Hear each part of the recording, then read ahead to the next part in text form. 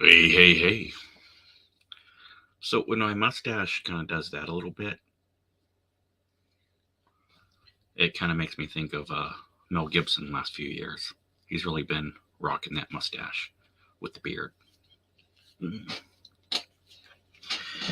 So I know I need to get a better setup because the microphone, I'm kind of holding it now, and I don't know what the fuck that is. Well, I know it's the water pump. I just don't know why the fuck that is. It's retarded.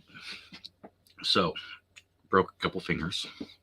Well, one's broken, the other not so much. Now I have been taking it off here at the house more, but I still wear it at work because, protection. And when someone would break their wrist, I would always suggest to my patients that they wear a sling when they're at work. Why? Nothing wrong with my shoulder. Right. But it prevents you from going, oh shit. That's going to bug the fucking shit out of me. It's been doing it for a bit, but I've not really noticed until I was trying to fucking stream. So yeah, that's going to bug me. Alright, so I've not done one of these in a bit. I have not had a day off since December 21st. I've been working over 60 hours a week for the last few weeks, which is good for a paycheck, but it's not the best for social life. But that's all right. It's all good. Let's see. VA deleted my crazy meds. See, you're gonna have to slide this way. Yeah, that's Baby Panda. Now, those of you that have been watching for a while, you will remember Big Panda. Well, Big Panda now has a wife, and they've been away on a honeymoon, but they'll be back. Living arrangements are getting shuffled around a lot here soon. Improvements for everyone. No sad times. Everyone's going to be happy and excited. Now,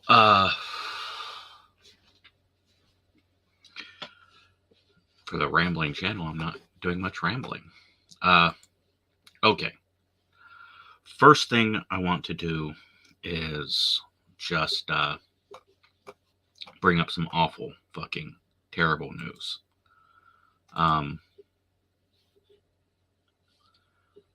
We lost an amazing, wonderful artist.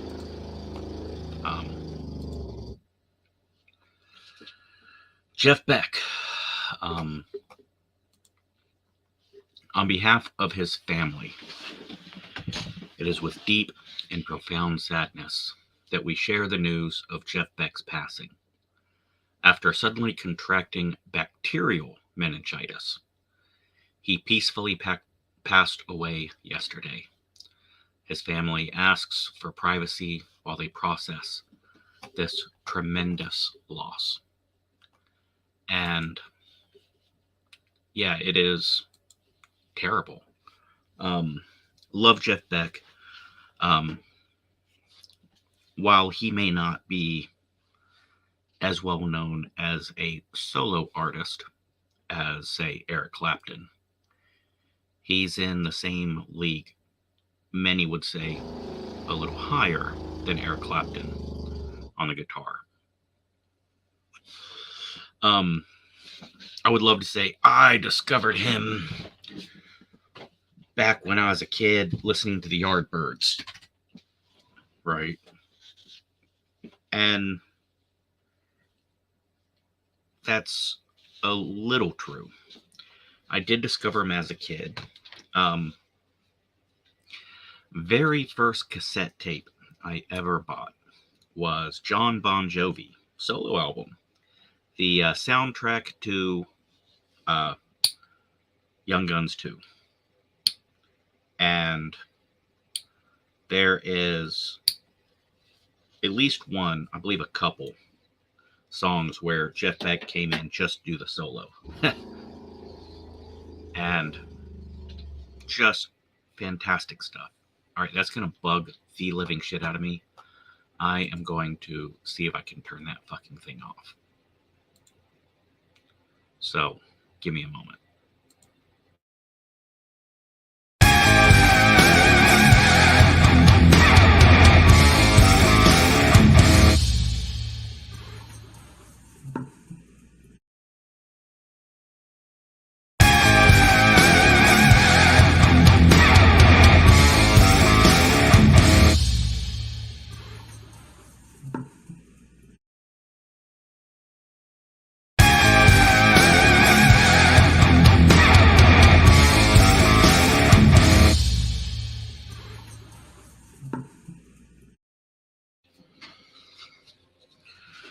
All right, don't know if that'll work, but it might.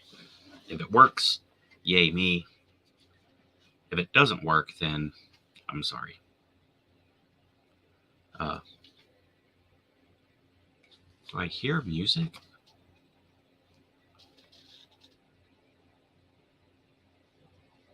Huh.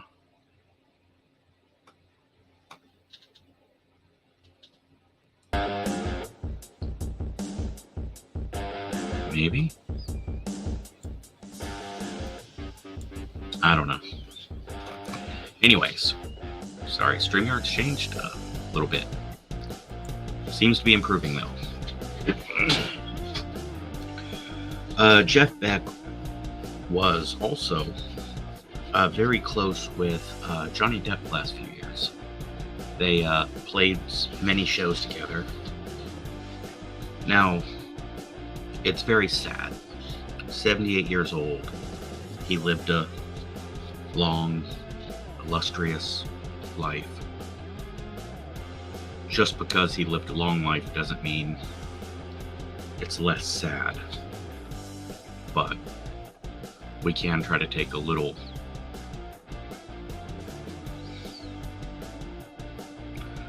moment to celebrate. At least he did live a long life. Not a member of the 27 Club.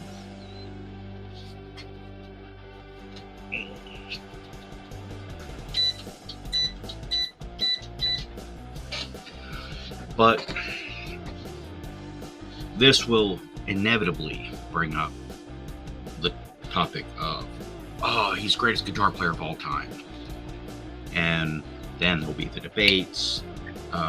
It's something I love doing. There is no such thing as a greatest guitar player of all time. It's very subjective. I know some guitar players that absolutely hate B.B. King. They say he's just awful.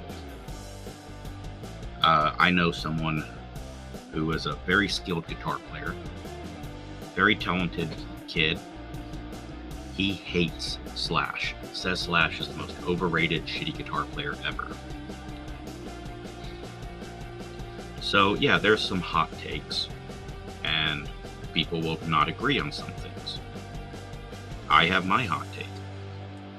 I don't like Eddie Van Halen's guitar playing.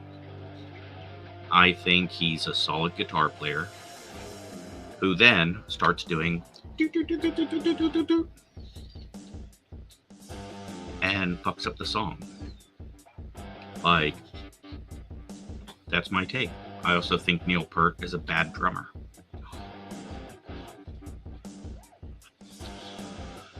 But yeah, I mean, we're biased.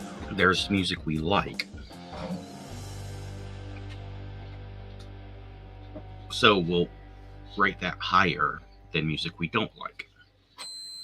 I personally think I'm one of the least biased because I can absolutely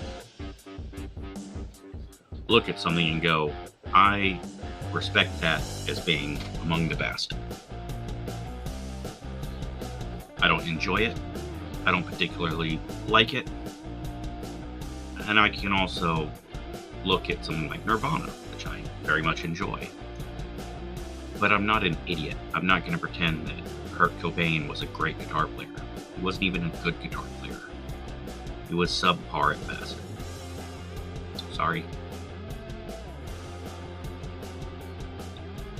I think Jimi Hendrix is not in the top. He gets a lot of credit for being, he's the greatest of all time.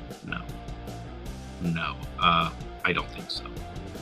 Maybe you could say he's the most influential, but greatest?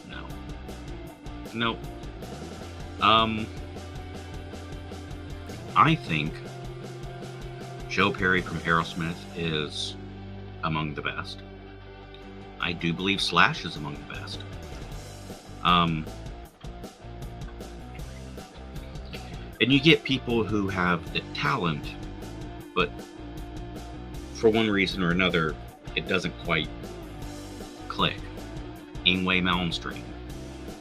That dude is possibly the most talented guitar player alive. Not the best. Style matters. I think B.B. King, his style put him up there higher than his talent did.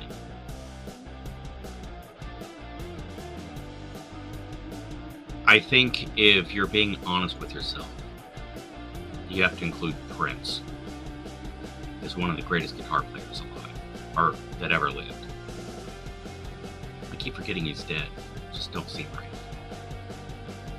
Whether you like his music or not, and his music doesn't really showcase his insane talent on guitar, but dude could fucking play. A lot of people love Ace Frehley. I'm a fan. But he's not at the Jeff Beck level. Eric Clapton, of course. I would say those two are very close. I would say Jeff Beck has more talent, but I'd say style would go to Clapton. I don't know.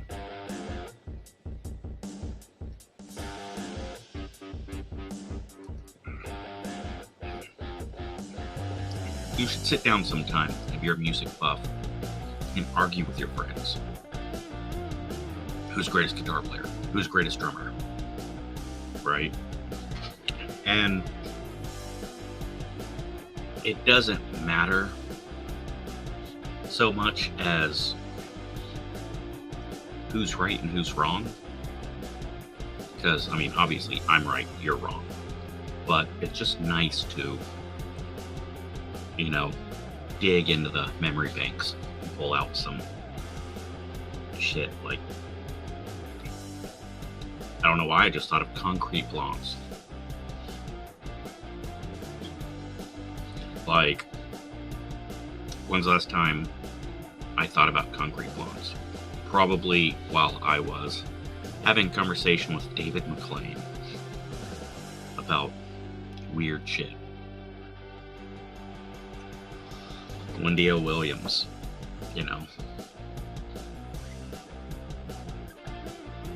I think that's a good way to honor a fallen rock hero.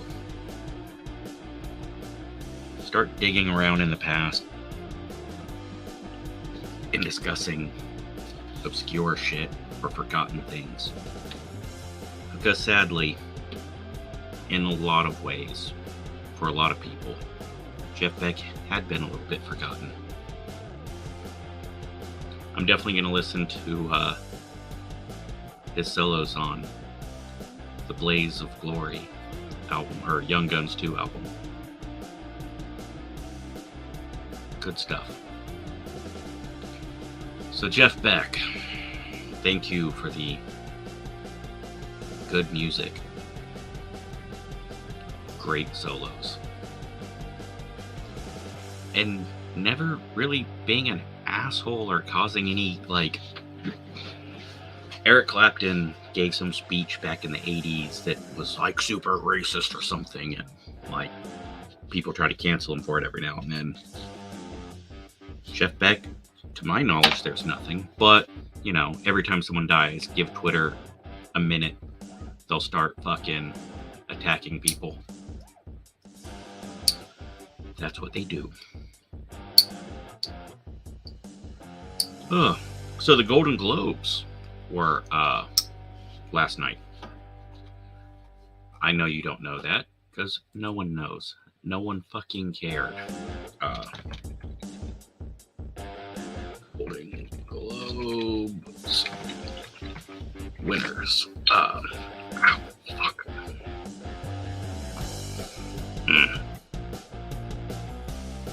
All right. So, the best actor in a drama motion picture. I'm getting this from the Boston Globe. Well, no, apparently not. Maybe. Okay, well, screw you. I guess I can't read them because they want to turn off the ad blocker or get a subscription or something. Bite me. GoldenGlobes.com.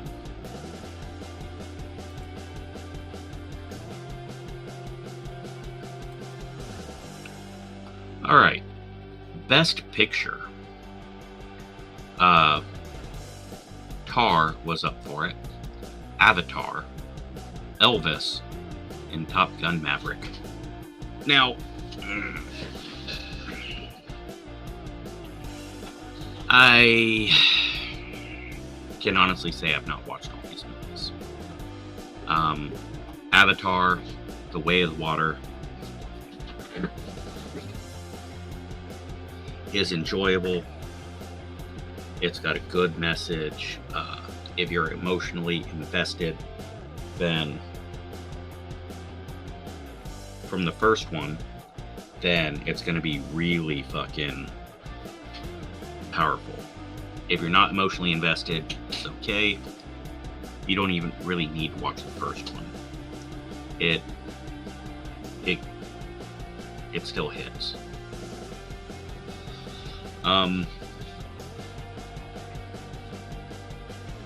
Best drama. I could see it. Elvis. Elvis, by a great director. I didn't enjoy the movie. Austin Butler, I don't know who he is. Splatter, he's a big fan. Tom Hanks, I don't know if he was right for the role, but Tom Hanks can pull it off, and he does. And Top Gun Maverick, easily the obvious winner. So they gave it to the Fabelmans. The Fabelmans, I don't know a lot about it.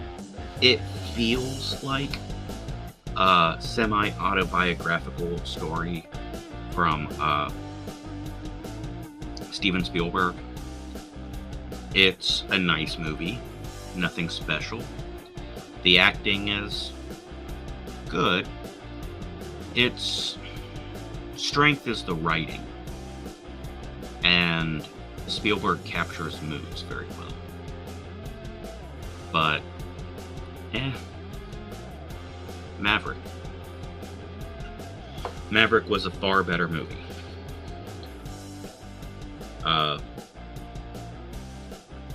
But reasons. Now, best musical or comedy. Babylon fucking bombed. Everyone hated it. Which is slightly unfair. Everything, Everywhere, All at Once didn't really seem like a comedy. It was okay. It was a weird indie film pretending to be a blockbuster. Glass Onion was, my humble opinion, better than the first one. But the twist wasn't as good as the first movie's twist. Great acting. Ryan Johnson gets great performances out of people. And as long as he's not, as long as he's playing in his own sandbox, he does great. He doesn't play well with other people's toys. Triangle of Sadness. I did not watch it. I didn't. I heard some good things about it, but I didn't hear much. And a movie I knew nothing about. Banshees of Inisherin won. And, when you look at who's in it, it's like, wait, that's an amazing cast. I want to watch this movie. Yes. It won at Toronto and all that, but yeah. Brendan Gleeson, yeah, I want to see it. Cate Blanchett won Best Actress in a Drama for Tar. Sure. Viola Davis, I honestly thought she was going to win. I think it should have been Ana de Armas. She did pretty damn good in that Ben Affleck movie, that creepy, weird movie about cuckolding. But she did a good job.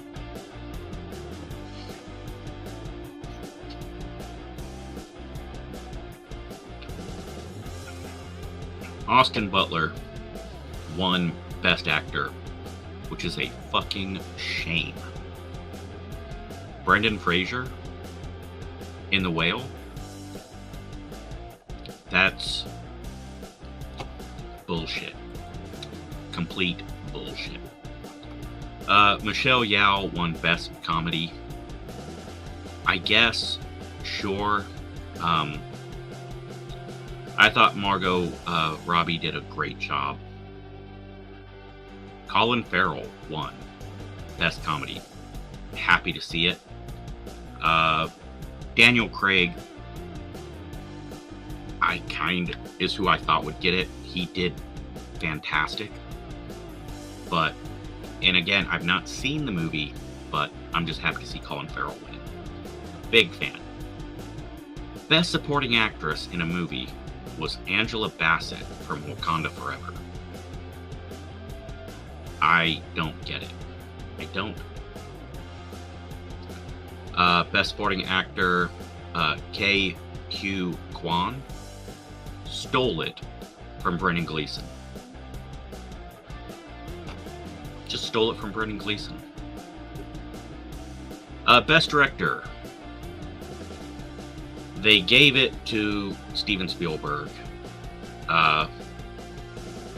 In all fairness, James Cameron should have won it. What he did to get Avatar 2 made, the passion, I mean, I don't know. Banshees of Inisherin won Best Screenplay, which is great. Don't know what Sarah Polley wrote, but I like her. I'm a fan. Best Animated Picture. I was a little surprised on this. I thought Puss in Boots was very good and deserved to win. I completely forgot about Pinocchio being animated. I thought Turning Red was going to get it because it's woke. Best Foreign Film, Argentina.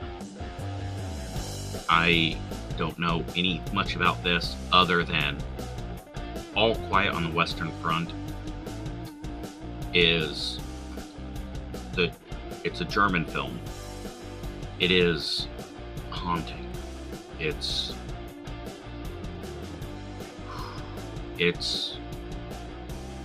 haunting.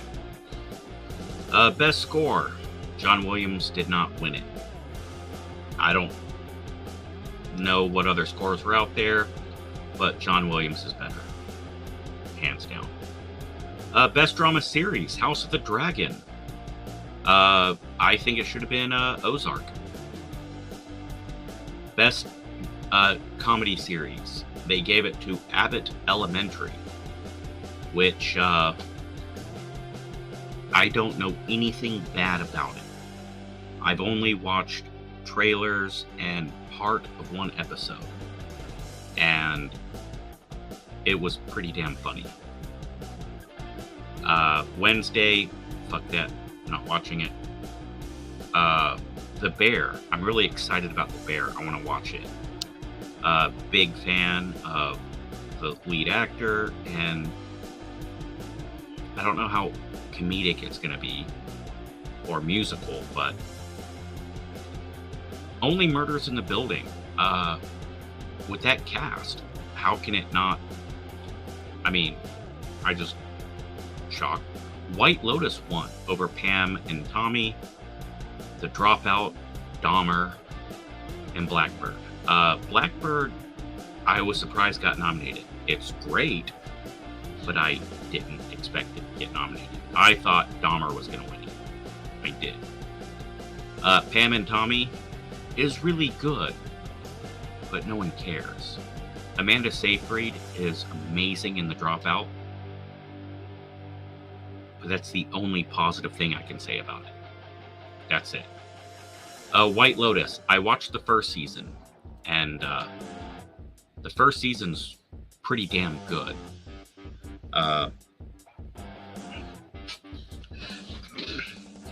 I tried watching Euphoria. You know, I know the story, I looked into it, I like it. You know, I love the story behind it. And honestly, I found myself reading the scripts and enjoying it more than watching the show. The acting for most of them is quite good. I think the direction, the editing, I don't know. Maybe I'm too old, but it seems like I'm watching an hour-long TikTok video, which is probably what they're going for, and obviously it's working. But White Lotus is not something I expected to really enjoy, and fuck. Season 1, I'm not done yet, but it's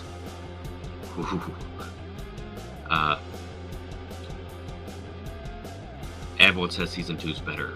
I don't know. Amanda Seyfried did win for The Dropout as Best Actress, which absolutely. Now, Julia Garner deserves the Golden Globe. Just not as much as Amanda Seyfried. She fucking nails it. Obviously, Evan Peters murders it as Dahmer, and he won. Zendaya, she won for Best Actress in a Drama Series, which is great. I'm glad to see that. Kevin Costner won for Yellowstone. Quinta Brunson, she won for Abbott Elementary, which a little bit surprising. I thought Jenna Ortega had it fucking guaranteed. I am surprised, pleasantly surprised. Abbott Elementary. Not watched a lot of it, But don't drink anything while you're watching it, because you'll spit it all over your screen. It's hilarious. And Jeremy Allen White won for The Bear. He beat out Donald Glover, Bill Hader, Martin Short, and Steve Martin. Now, I love Jeremy Allen White. Super excited that he's, moving on after Shameless ended. I gotta watch The Bear, which I'm in the middle of 2 shows now. I gotta finish those and then start 2 more shows. But The Bear is looking like it. Yeah.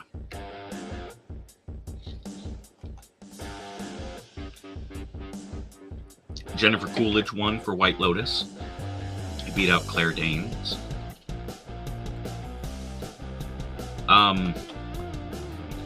The fat dude for Blackbird got it, which is cool. I'm glad Seth Rogen didn't win it, but he does a pretty good job. But still, Julia Garner did win Best Supporting Actress for Ozark. Makes me happy. She does fantastic. Tyler James Williams won for Abbott Elementary, which he beat out Henry Winkler, which I was surprised. Cecil B. DeMille Award, which pretty much goes to people it's like a lifetime achievement. And then the Carol Burnett Award, which is similar, but it's more television focused. That went to Ryan Murphy. So, yeah, the Golden Globes. Now you don't have to watch it. Eddie Murphy made a funny joke about Will Smith. There's 3 things. There's a blueprint for life. There's 3 rules to follow. Pay your taxes. Couple chuckles. Mind your own business. Couple chuckles. And keep Will Smith's wife's name out your motherfucking mouth. Laughter. And I've seen some commentators that are like, oh man, he destroyed Will Smith. No, he didn't. He made fun of the Will Smith situation. I mean, he didn't really comment on it. He didn't, shit talk Will Smith. He just pointed out something stupid that he did. The host made a funny Will Smith joke that people are calling homophobic. And I don't think it's homophobic, but I think people are stupid and don't know what words to use. He said, we have also given the Rock Hudson Award to Will Smith for his outstanding representation of a masculine man. Hilarious. Rock Hudson took more balls to the chin than Johnny Bench. As a joke, I remember when I was younger. Rock Hudson was a closeted homosexual. He was the Ricky Martin of his day. All the women loved him. Handsome. Every woman wanted him. And he was gay. Now, he put up a very good masculine, manly, straight guy front. But behind closed doors, he was not. And this is, pointing out that Will Smith, while trying to play the strong, powerful husband, his wife cuckolded him. And again, I know no judgment on that. I know people that are open with that sort of thing, and if both people in a relationship are open to that, then it's a wonderful, beautiful thing for consenting adults to do adult things with consent. Nothing but love. Making fun of Will Smith, saying he's, being extra manly to cover up for his other things. Is it mean? Yes. Is it funny? Yes. Is it homophobic? No. Rock Hudson was a closeted homosexual who died of AIDS. Yes, he did. He was. But what about that joke was homophobic? Was it in bad taste? Yeah, sure. A lot of comedy is. Was it mean to Rock Hudson? Not exactly. Really, what it did was it pointed out a sad fact about Rock Hudson and applied it in a humorous way to Will Smith. It's derogatory, mostly to Will Smith, but using Rock Hudson to drive home the punchline, I can see that as insensitive. It's not homophobic. Now, what is the sad fact about Rock Hudson that was used to punch home the joke? That Rock Hudson was forced to live in the closet and put up a front. And he could not truly be himself in public. That's sad. But the joke works because Rock Hudson was so fucking good at it. Right? Like Paul Lynde, whom I fucking love. I made a great video on Paul Lynde. True hero. Love the motherfucker. That dude was gay. That dude was friend of Dorothy, living in San Francisco while wearing rainbow pants, gay. And everyone knew it. He even played into it a little bit. But he could not be open. It was a little gag. Like, he's a little fruity. Don't know that he's gay, so we can't, grab the pitchforks. But he is hilarious. He's a real funny guy. He does seem a little fruity. Rock Hudson was a fucking... all the dudes wanted to be him. He was like Ricky Martin of his day. Dudes were like, I love Ricky Martin. Man, if I could trade sex lives with any celebrity, I'd trade with Ricky Martin, because he's banging all the women. It's funny. Why? Because Ricky Martin is so damn good at it. Now, I remember people going, George Michael's not gay, he's banging all those supermodels. It's like, I don't know. And I always thought Ricky Martin was gay, and argued with people. And you know what? I even was convinced that he wasn't. It's like, you know what? He is a little religious, yeah. I think if he wasn't so religious, he'd probably be gay. But, he probably suppressed it. Nope. Fooled me. And I got pretty good gaydar.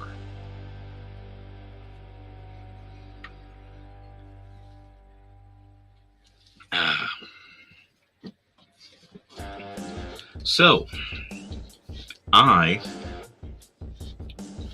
am scheduled tomorrow evening to join someone on their podcast. And this guy is great. He's new to YouTube. He's 35, 40 followers around there, but he's good. Now, my podcast is me rambling on. It's similar to, basically it's just self-therapy. Try to pick a few things to talk about that I'm interested in. And I don't really do guests so much, which I want to do, but that wouldn't be the rambling podcast. That'd be a, totally different thing. Now, this guy is a conversationalist, and I met the guy in the real world, in person, and I'm like, how long you been out? The military. Because, man, I can spot a soldier. I can spot a veteran from a mile away. The way they walk, certain words they use, their belt. Yeah, that's a big one. Just, there's things. And we were just talking. We ended up talking for like 2 hours in person, watching videos on the phone. I had to clock out from work because I'd probably get in trouble because I was just bullshitting. Locked the store up and just sat there after hours bullshitting with this guy until finally he's like, look, I got a long drive to make. I gotta go. And I was going to get a tattoo and then do his podcast last week. I got called into work. Well, tomorrow, I am scheduled off, and I am going to do his podcast. If I get called into work, then I will go into work after we are done. Yeah, this guy's a conversationalist. He also likes things to be natural, so there's no script. He didn't, there's no discussion on what topics to cover or anything like that. It's just, roll with it. Now, I got some things I want to bring up. I want to question him about. He's not an Andrew Tate fan, but he watches a lot of Andrew Tate. And while he agrees and disagrees with things, but he finds the person interesting. And right afterwards, the whole there's the whole fucking raid thing. So I really want to talk to him about that. But I want to share a couple things from him. And then I'm gonna throw a link, and everyone needs to subscribe. If you watch this and don't subscribe to him, then you have failed me. And that's not that big a deal. Most importantly, you fail yourself. Alright, so check this out. It's a short. So, I've not watched it yet, but check your gun, mag, and then 150 bullet in there. It's fine. Artificial intelligence, lays, good. those are some kids. He's neither one of those. No, I'm missing that. Is he missing stuff? He is missing stuff. Man, get on the elliptical. Get on the elliptical. Push up. I said elliptical. Push up. Oh, elliptical. Way to listen. Are you ready?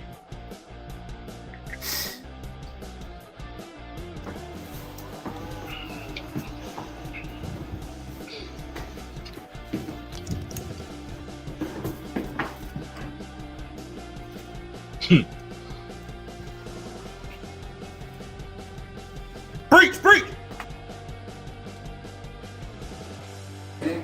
Grandma, you're too. You can't join the military now. Some What are you Marine doing? hat. My brother died during the Gulf War. Oh my goodness. Well, then which one are you trying to join? Or are you trying to go Army or Marines? And you're I gonna. don't know. Hey, there were people at church that said they'd served in the Army and the Navy. Several of them. Yeah, they just go. Why are to you the still Navy saluting? when we- Why is this called an exit when I'm getting on to the damn highway? Why is this called? All right, so we just finished recording our podcast, and we found out that the audio is bad. I went to Walmart and I bought a new microphone. Jacob, it's gonna be okay. You broke. That would have been good. We'll send it. All right. So those are some of his shorts. Gives you a little idea on the cat.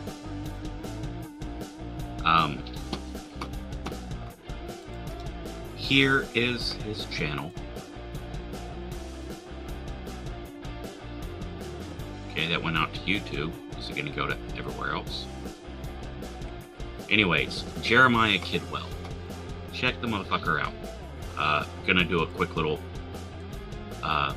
share of his page.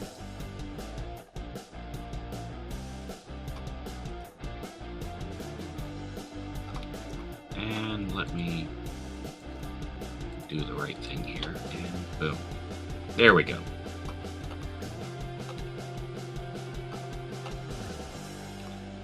He's got shorts, his podcast. He did one tonight. I've not watched it yet, but he's very much a conversationalist.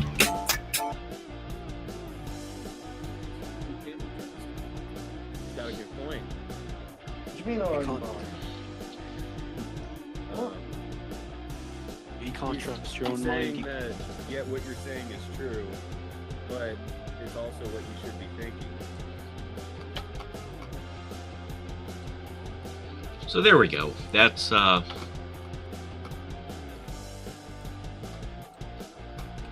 dude I'm going to jump on his podcast tomorrow. I'm excited about it. I hope that it becomes a fruitful relationship. Now, there was this kid, Splattervision, started doing a podcast with him. Dude lives with me now. Not gonna happen with Jeremiah. Splatter was a special case because he's a special dude. Not in the short bus way. Nah, young kid with an old soul. By the way,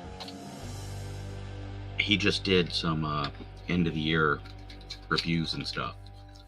Check those out. Oh, fuck. Stop doing that. I'm gonna have to put it back on.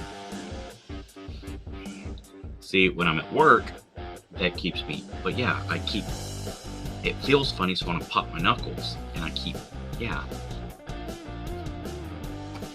Don't pop drunken, broken fingers. Yeah, the fingers are drunk.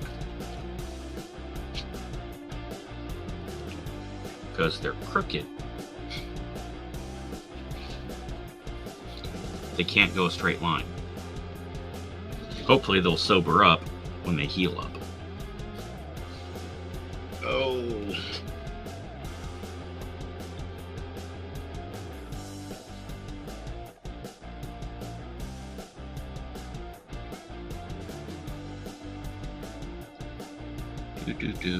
Now.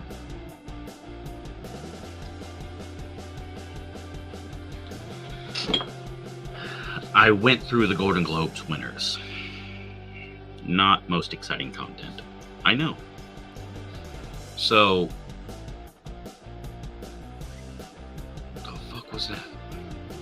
Just gotta beat.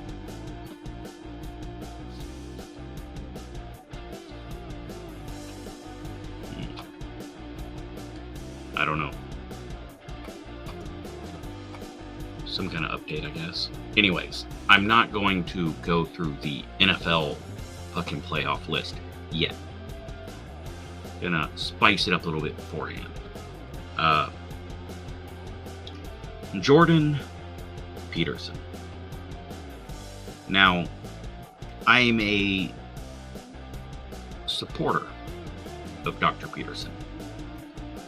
I do not agree with him on everything, but I respect that he sticks with what he believes and he's not afraid to back down. And I don't see him being disrespectful much.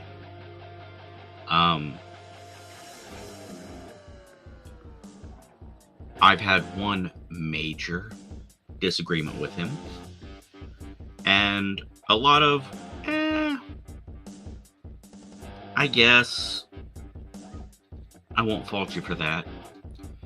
I believe he and I could have a wonderful conversation and a fruitful friendship while disagreeing on things. And I think we would learn a lot from each other.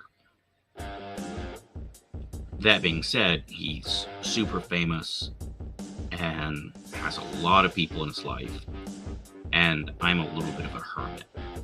So, never gonna happen, never should happen. But in a fantasy world, yeah.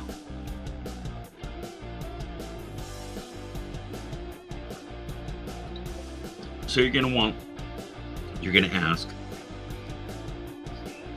because Baby Panda's asking about it, what's the major disagreement? And some of the minor ones. Well, alright, Elliot Page. I got no problem saying Elliot Page. Any more than I have a problem saying Ozzy Osbourne. I don't say, actually, it's John M. Osbourne. John Michael. Or Sting. The musician, not the wrestler. I'm not going to be like, excuse me, Gordy Sumner. I'm not going to call you Sting. I have to be completely factually correct. No.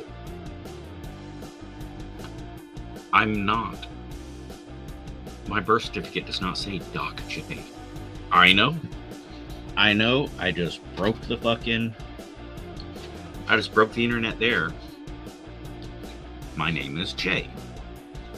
I was a combat medic in the military, and Doc is a nickname that many people call me. So, Doc J. A lot of people call me that. In fact, it's the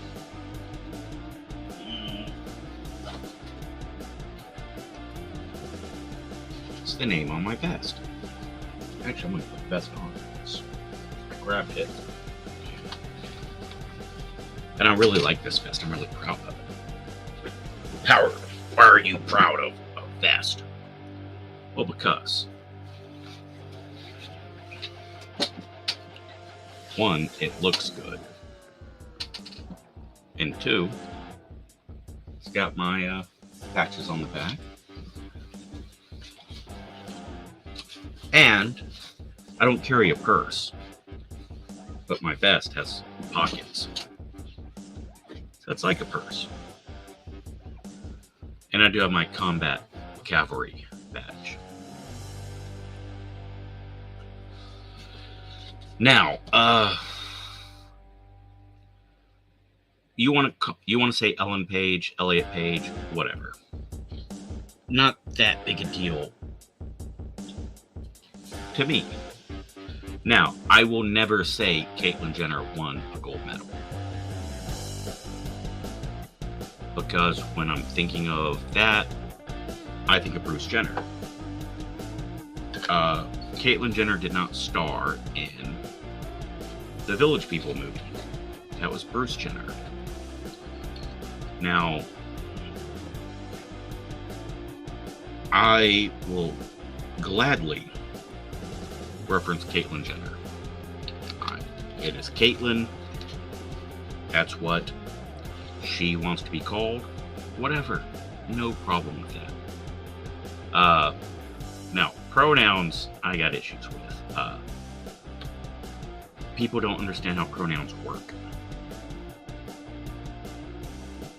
Pronouns aren't titles. They are basically adjectives for someone. If I'm talking about you and you're not present, I'm describing you to someone else. Whether I say he, she, they, or them, it's not about you. Not about you at all. So, calm down.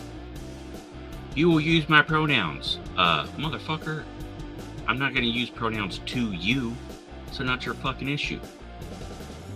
That being said, yeah, Mr. and Mrs., not pronouns. But,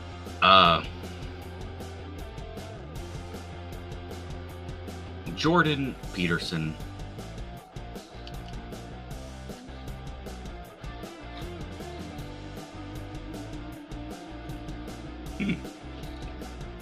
hopefully it picked up other stuff. Man, Jordan Peterson, the big disagreement that I have is he called Elliot Page's doctors criminals.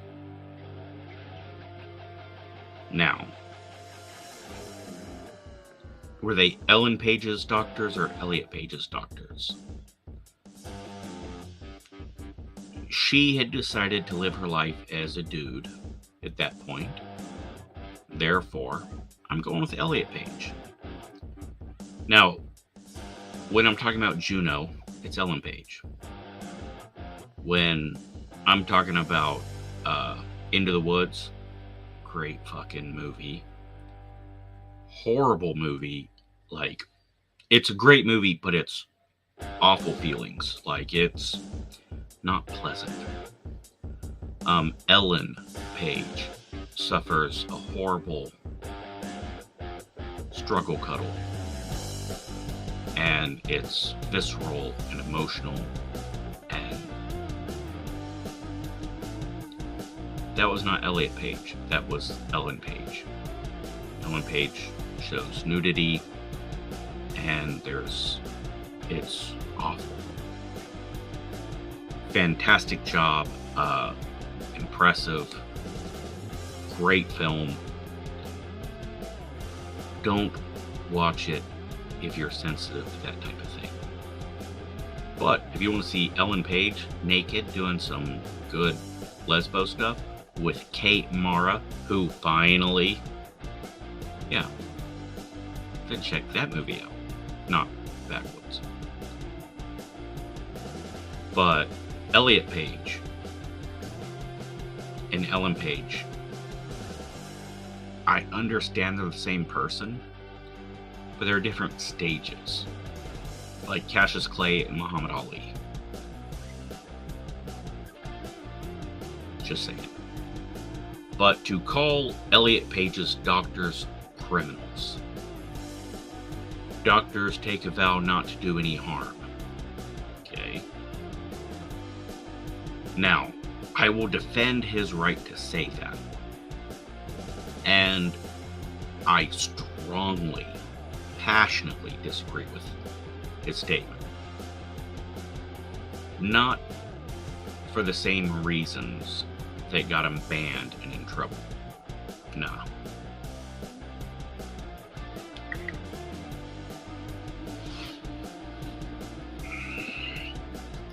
I believe in freedom. Consenting adults doing adult things with consent. I don't need to agree with it. because I'm not doing it. If a dude wants to cut his pecker off, become a chick, and live his life that way, how old is he? Is he of sound mind? Fuck yeah, go for it. I think surgery's pretty drastic. I think you can live your life as a chick with a dick. But if you really want to get that thing cut off, all right. I will even sign on to requiring visits with a doctor, a shrink, psychiatrist.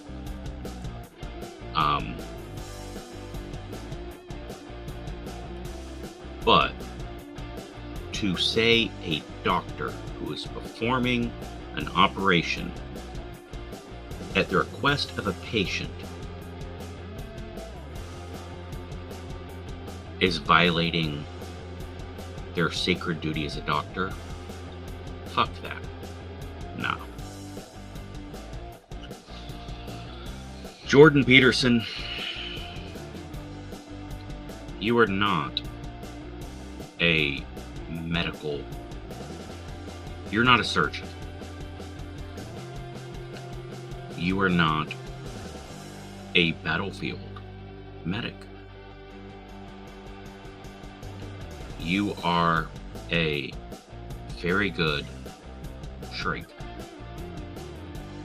You are a very intelligent, well-spoken man.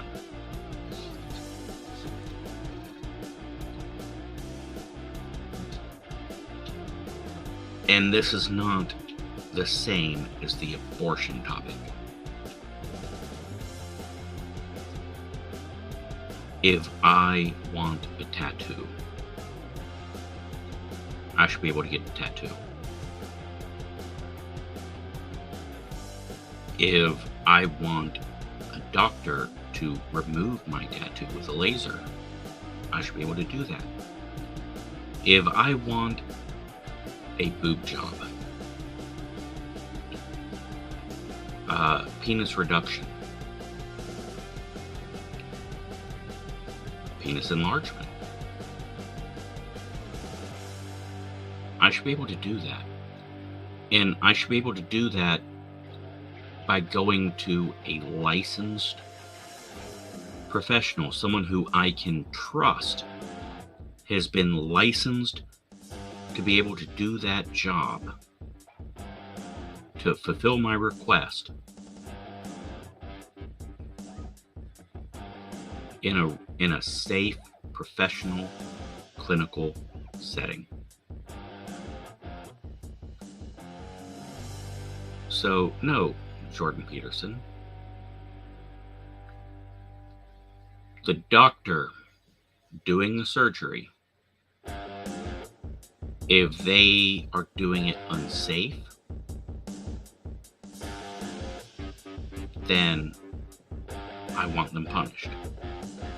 If they're going against your moral objections, I don't care.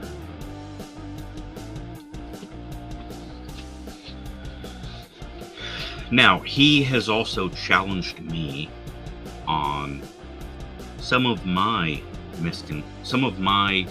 convictions and some of my misconceptions.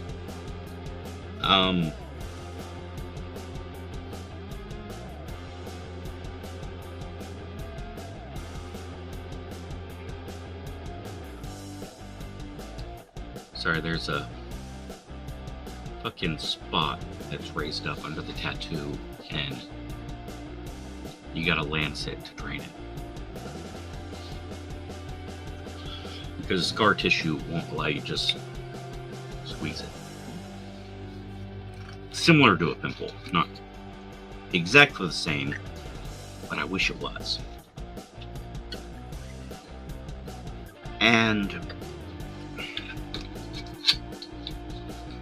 Jordan Peterson is very much like Ben Shapiro. They're not perfect. They're not always right. But when they're wrong, they plead their case and you can see where they're coming from. When they're right, they plead their case and you can see where they're coming from. So, right or wrong, I can respect them. I can disagree with them and respect them. And other than that statement, really going overboard insulting the doctors. And I think that was reactionary to the hate that he gets. Other than that, he is always respectful when he disagrees with people.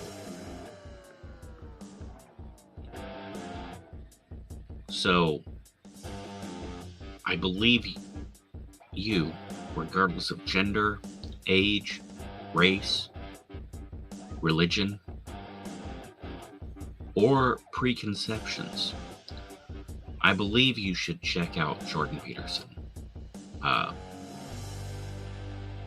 Watch his stuff and disagree, passionately disagree if you want, but try to react with your disagreements respectfully, as he would, and it'll give you practice on how to deal with people you disagree with in the real world. Because the real world's not Twitter. You can disagree with people and still have fruitful relationships.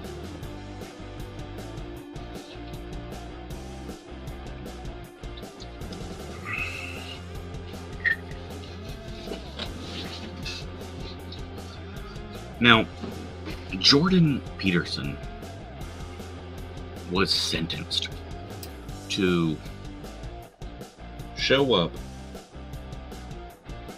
to a re-education camp or lose his medical license.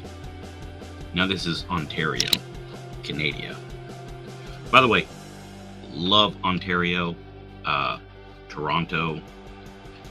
Ontario really is the most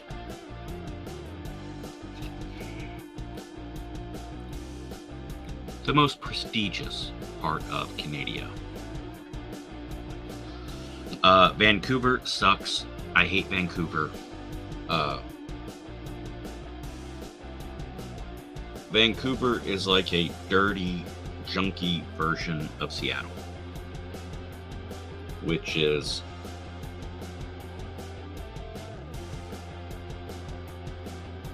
not good. Now, I love Quebec. I love Montreal. As a not quite prolific French speaker, I speak enough French. Sorry, I'm lancing something on a stream. Probably shouldn't do that.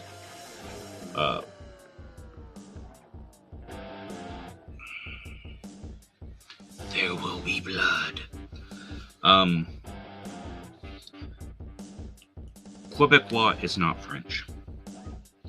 If you speak French, and I'm not buying into this whole Parisian French, no, French. Or I went to Haiti. Love Haiti, by the way.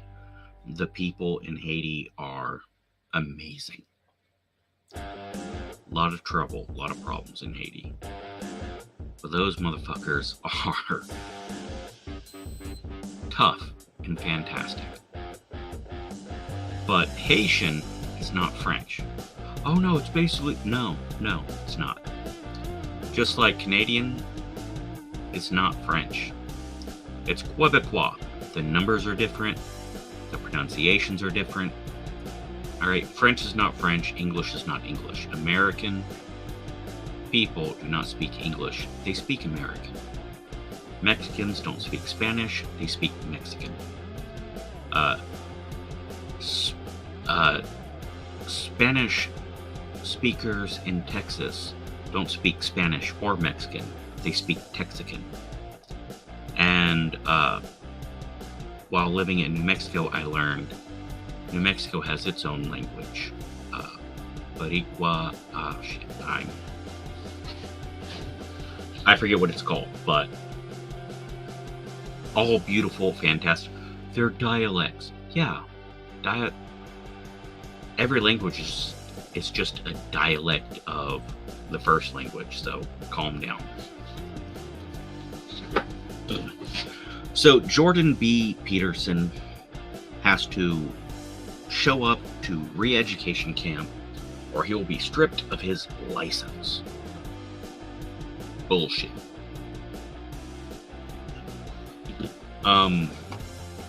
His medical training, his medical practice has nothing to do with what he posts on Twitter. If you have no complaints from his patients, then fuck right the hell off. Now,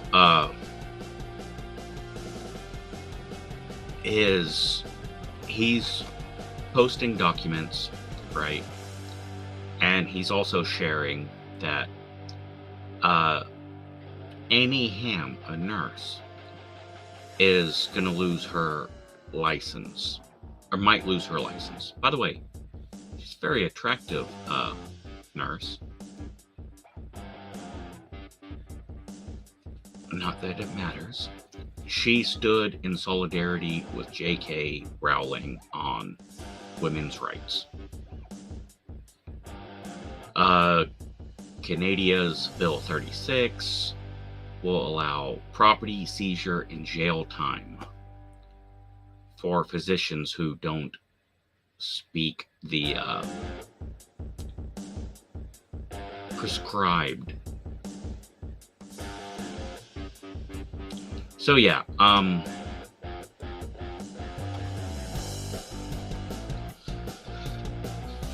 check out Jordan Peterson. Also, check out Joe Rogan, Ben Shapiro, Andrew Tate. These are all people who I have disagreements with, but I passionately defend their right to say these things. Nothing they say is harmful. They give opinions, they give facts, and they interpret facts, but I trust each of them more than I trust the government. And I know everyone's like, oh, Americans don't trust the government. Yeah, that's why we're Americans. That's why we're not British.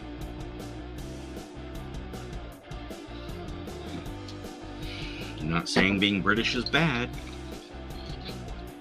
I'm just saying there was clearly a line that separated the colonists from the mainlanders. And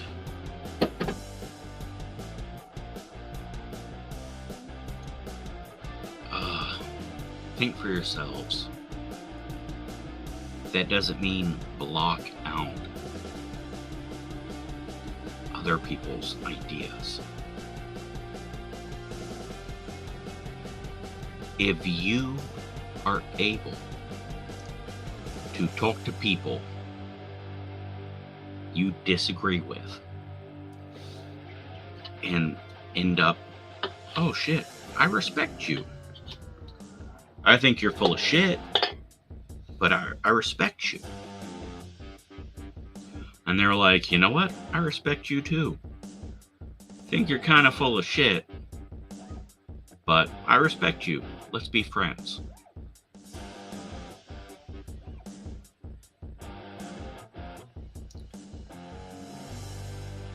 As Gina Carano was severely punished for saying,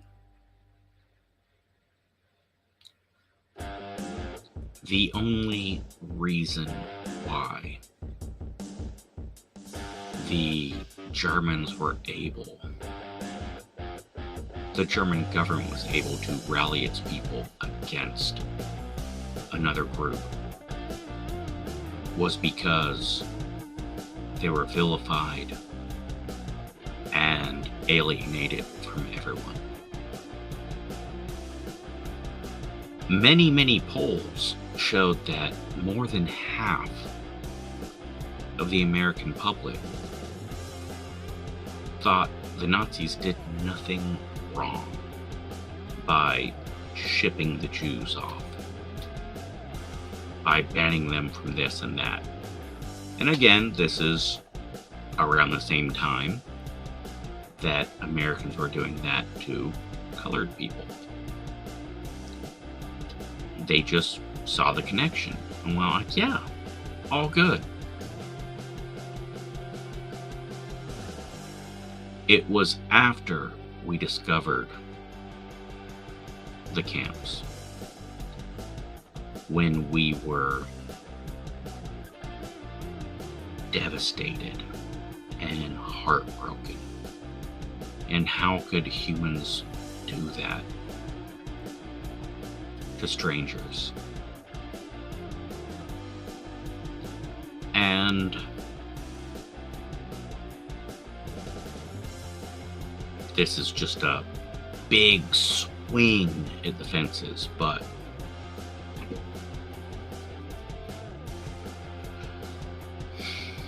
I believe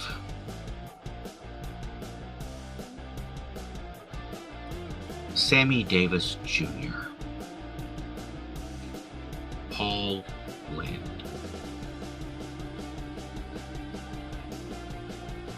John Waters,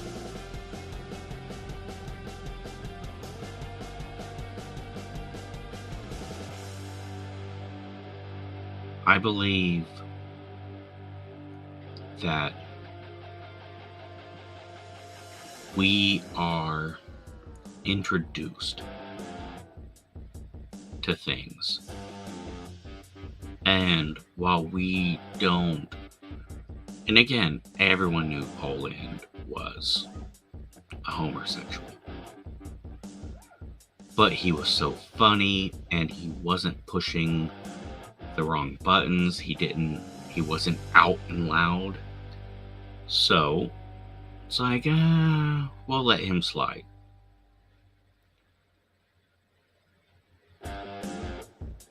Is it sad? Yes. But that's why Paul Lynde is a hero. Sammy Davis Jr. having to get his marriage renounced and claiming it was all a funny joke. Didn't mean to offend anyone because he married a white woman.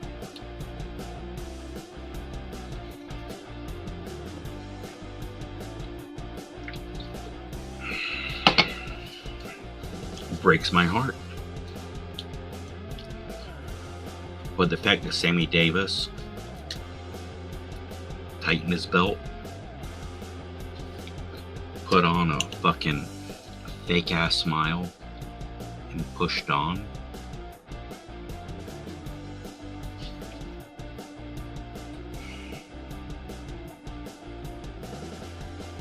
I would like to believe I could do that. It's not weakness or greed.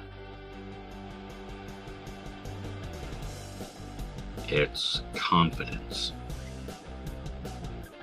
that other people can't define you.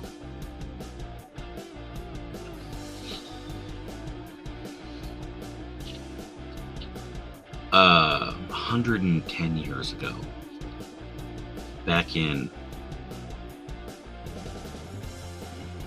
so after Hanging Tough, would have been 88, because the wall hadn't come down yet. 1988. I'm a 40-year-old kid, because I'm like 112 now. No, 1988. I'm a kid in Germany. And I'm really discovering music. Being in a foreign country, we only had the one radio station, AFN, Armed Forces Network. And it was, you know, they tried to rotate between country and doo-wop, Motown, rock, hair metal, right? Like, it was, this is your style of music, you listen to the radio at this time. TV was the same way, but my father had massive music collection. Mom did too, but Mom's super into country. Still is, always has been. By the way, her birthday's in December, her anniversary's in December, and Christmas is in December. So it did put me in a little bit of a spot, but I bought her tickets to see Jimmy Fortune. He was with the Statler Brothers? Yeah, not the Righteous Brothers, Statler Brothers. Anyways, it's Mom's favorite fucking singer. Right up there with Willie Nelson. And she went with her sister every year. Her sister died in October.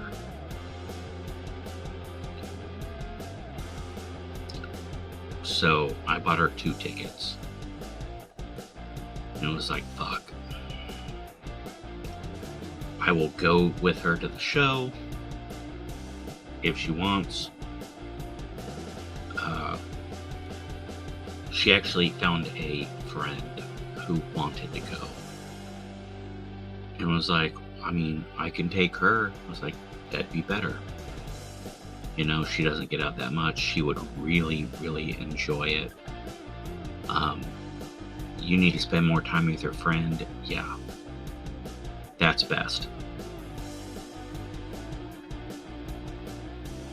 If Mom wasn't sure if she was going to buy the tickets, because it's what she goes to with her sister, and her sister passed. And she wasn't sure, and I bought the tickets, and I didn't wait to give them to her. Gave them to her right away. And I'm like, look, if you want to sell them, sell them. You know, if you want to go, go. Want to bring a friend, bring a friend. If you want to go alone, go alone. You have an empty seat to, you know, it doesn't matter. I didn't buy these tickets so you could go to a concert. I bought these tickets so you would have the chance to go to a concert. Because they sell out quick, and because, yeah, I got them within 6 hours of them going on sale. And she chose to go, you know, to have a good, happy memory and celebrate the good time she had with her sister, her only sister.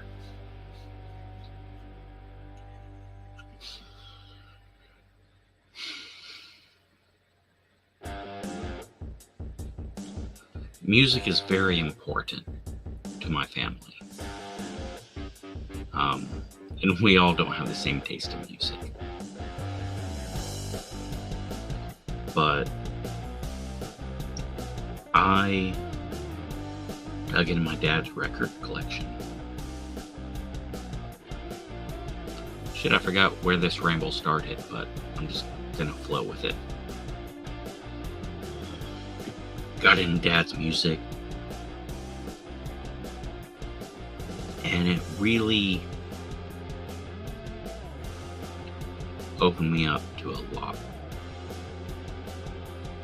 And I am passionate about my music.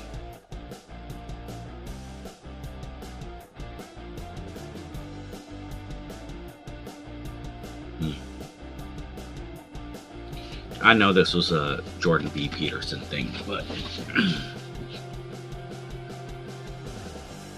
it's not the clear and concise Doc J.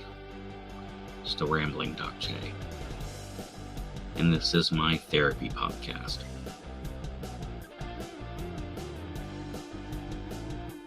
It's been a long time since I've done this. And I didn't realize how much I needed it until I was in the middle of it.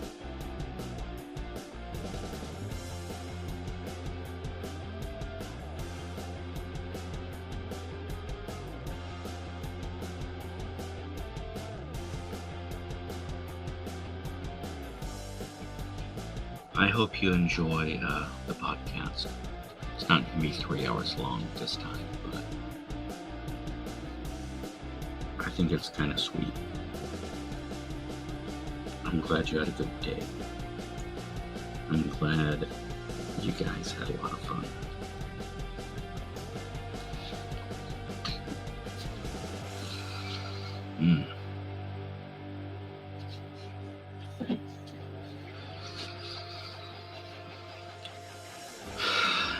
But yeah, I remember where it came from.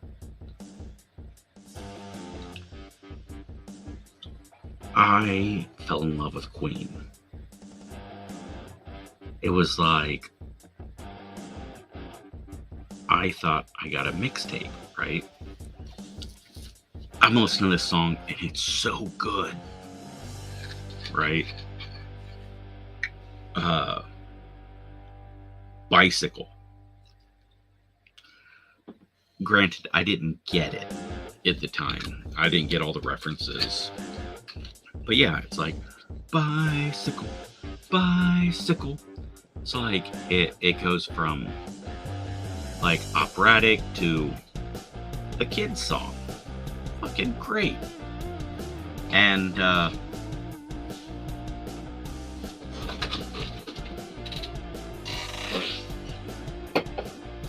there was this song, right? It was like a rock fucking cheer on song to the game's over and let's celebrate song. Right? It starts out with we will, right? And then it goes into we are the champions of the world. Do do do do do do do. And I thought it was the same song. I was, watching one of my favorite fucking movies, Revenge of the Nerds.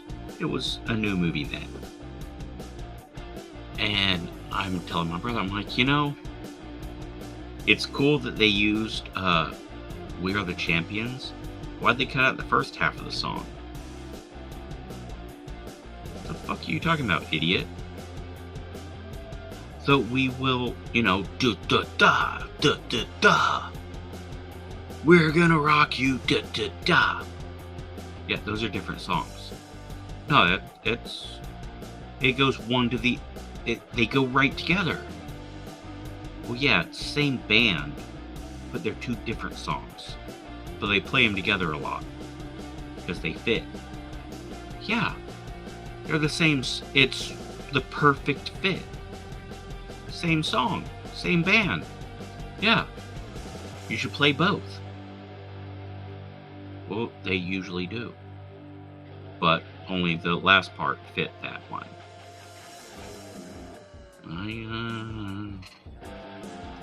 So, what's the name of the band? Queen. they British? Yep. Oh. That's right, because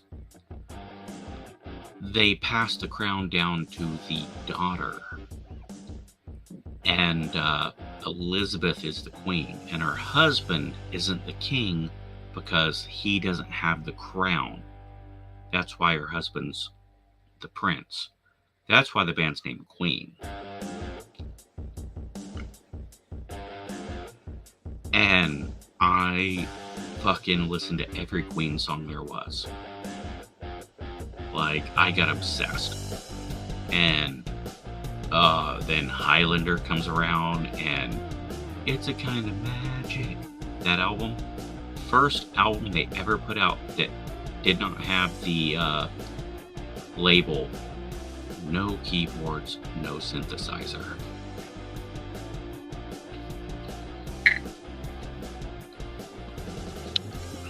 And someone at school's like, hey, lead singer Queen, Freddie Mercury. Yeah, lead singer Queen, yeah, Freddie Mercury. He's a fag. What? No, he's not. Yeah, he's totally gay. No, he's not. I'm like defending him. Like, no, he's not gay. He can't be gay. He's a good singer. And dresses nice. And this and that. And it's like, and I'm super upset. I'm like, Freddie Mercury's not gay. And my big brother, he's like, Freddie Mercury's gay.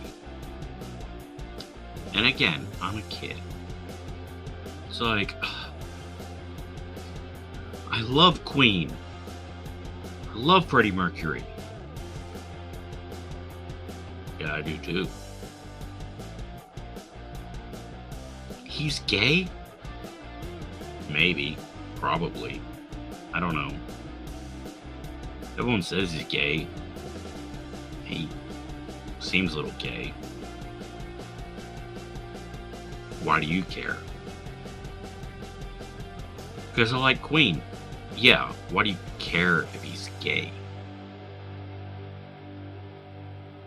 Well, I don't want people to say bad things about him, and I don't know. Wait. I like his music. I like him. I like his interviews. I like everything about Queen.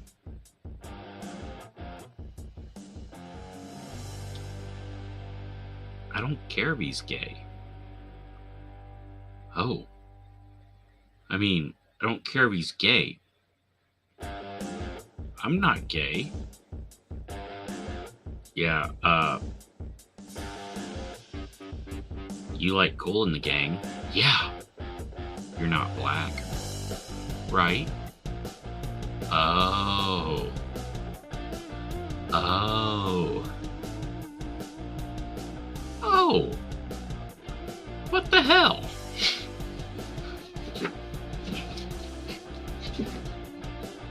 So yes, Rock Hudson, Paul Lynde, Freddie fucking Mercury.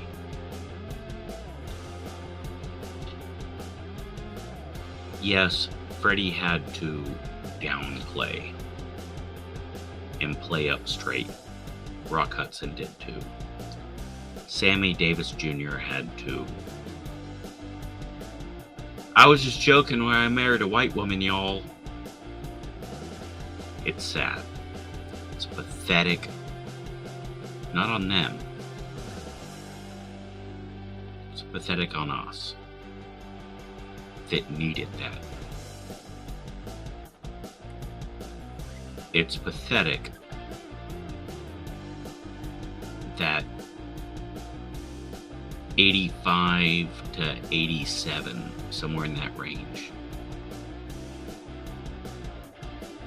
I needed my big brother to go, Why do you care if he's gay or not? Oh, wait.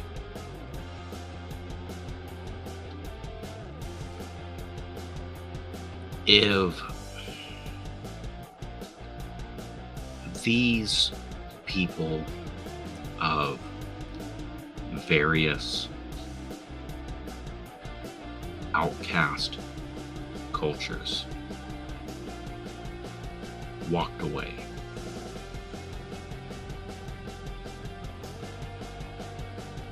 would that next generation have been exposed? Little Richard, every song he put out, they had a white dude record it to play on the radio.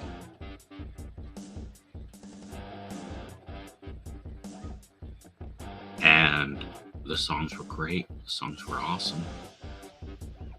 And people loved the songs. And then they found out, well, you know, that song was made by a Negro. What? Oh no, but I really like that song. Yeah, that song's made by a colored guy. Oh man, I really like that song. And then someone's like, yeah, you want to hear the original? I really like that song. Yes. And suddenly, I don't give a shit what color the person is. A good song is a good motherfucking song.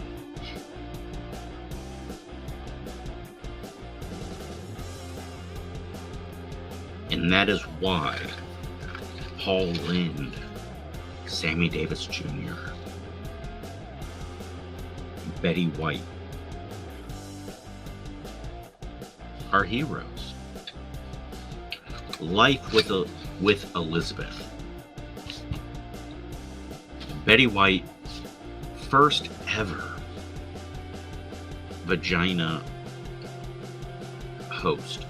Vagina's like her own show. Life with Elizabeth.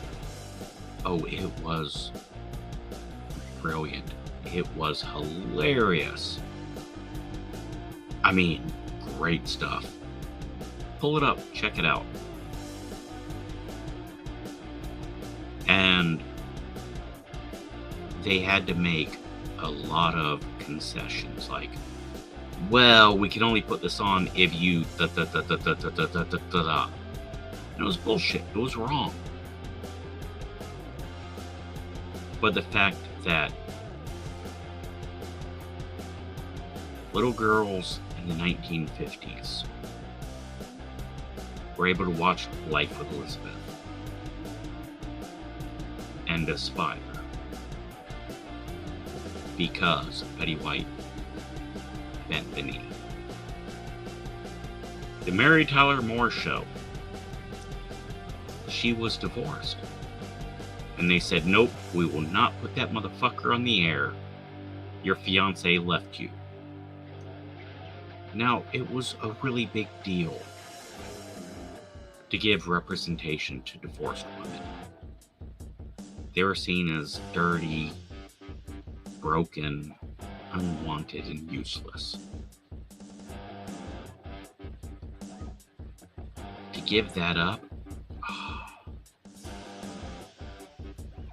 that's a big deal. And they caved. They bent over like little pussies and went, okay, whatever you say, boss. And inspired an entire generation of strong, independent women.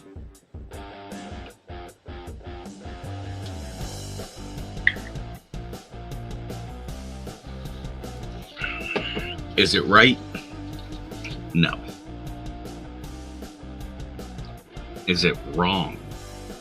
Did they do wrong? Did Sammy Davis Jr., Paul Lynde, Mary Tyler Moore, did they do wrong?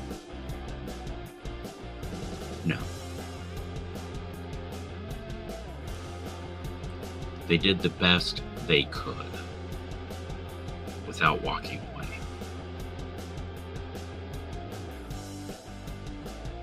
The world's not black and white.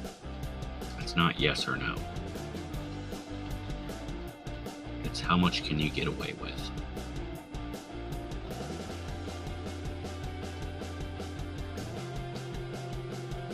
Fuck, those are some inspiring motherfuckers. Sadly, I have gone on long enough that I am not going to get to cover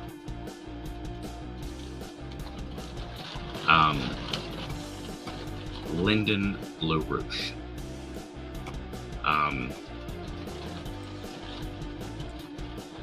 He was a far left extremist and conspiracy theorist,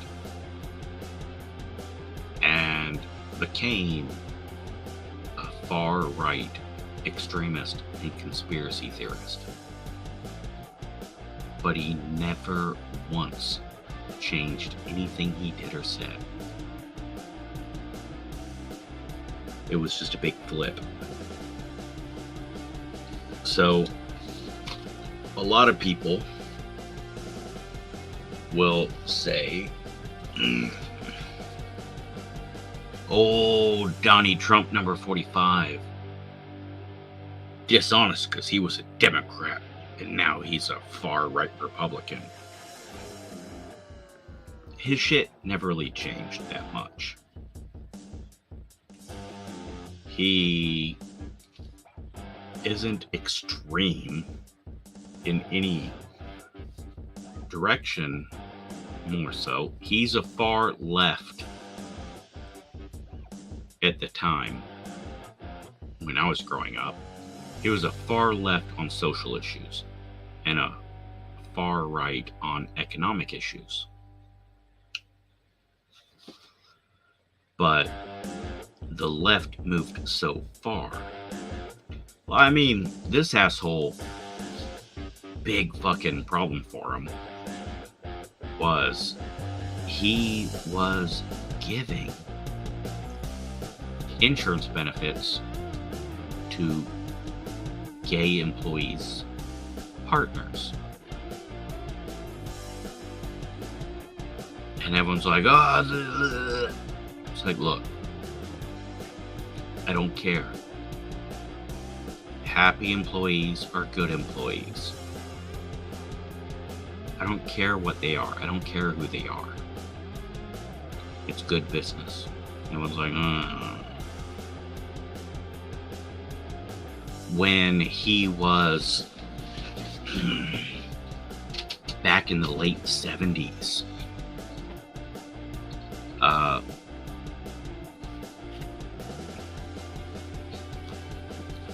back in the late 70s when he was making these business deals on apartment complexes, and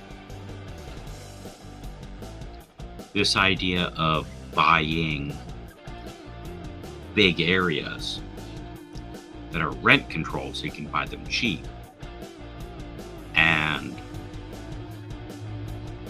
building up that area. And it's like, some people were like, oh, all you're doing is just benefiting, making money off the black folks. And other people were like, wow, you're really building up the black community. That's why Bill Clinton gave him and Rosa Parks and Muhammad Ali a medal, standing side by side. Now, is it because Donald Trump loves the black? No. He doesn't love black or white. He doesn't care. Donald Trump cares about money. And he was the richest man in the world. He made a bunch of money. He built an empire. And he handed it off to his kids and decided to become president. And tried to apply the same business practices to running a country. And it worked extremely well in some ways, and it was an utter failure in other ways.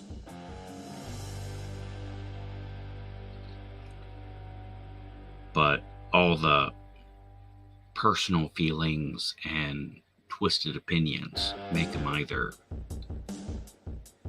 Jesus or Satan. He's just an asshole who likes money and knows how to do business. That's all. He compromised too much domestically. The bump stock. But he was still ruthless internationally. That's why internationally, huge success. Arab Muslim countries recognizing Israel, North Korea settling in, Russia backing down, Mexico agreeing to NAFTA being redrafted, which, yeah, paid for the wall. Canada backing down when it comes to milk because they need the aluminum. Yeah. Internationally, Trump was the man. Domestically, he sucked. He let the FBI, just too soft.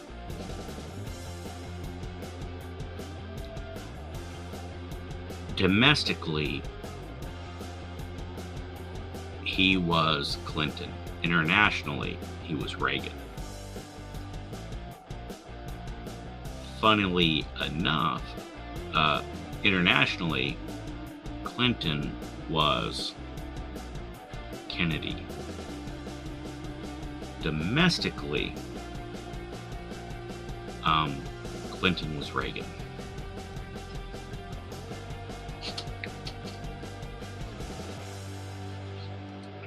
I know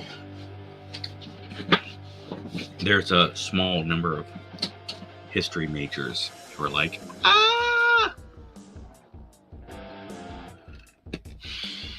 but I am going to close out on sports ball.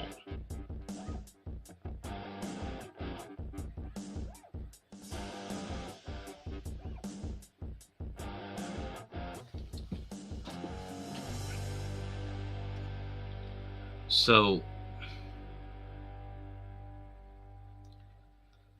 college football has playoffs. And I guess they're supposed to expand at 12 or 8. I don't know. College football, in my humble opinion, if you're going to go with 8, then you need to pick the 6 biggest conferences. In each conference champion is guaranteed a playoff spot.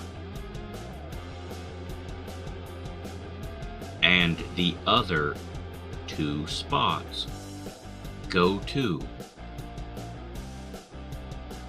the best teams that are not from those 6 conferences. So you will never have 2 SEC teams or 2 ACC teams or 2 Big 12 or Big 10 or Pac-12, right?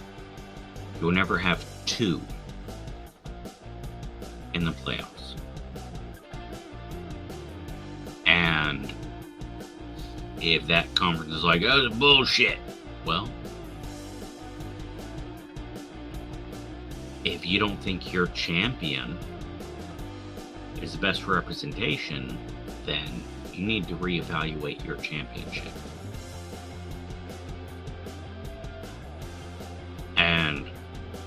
if you're going to go 12, then pick 8 conferences.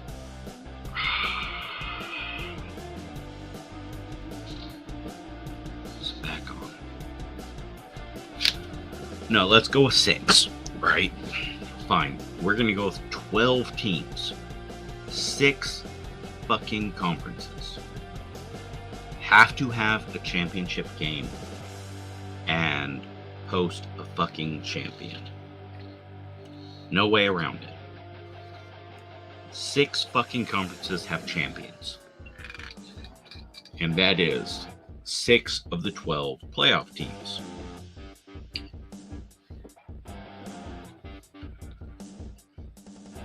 Now,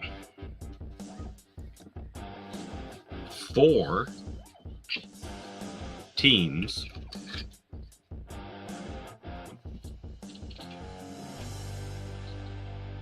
are picked, but are not from the Big 6 conferences.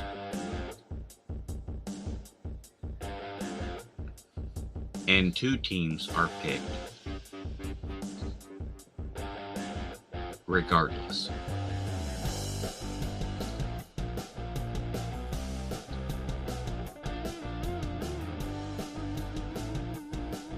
And then those 12 teams play.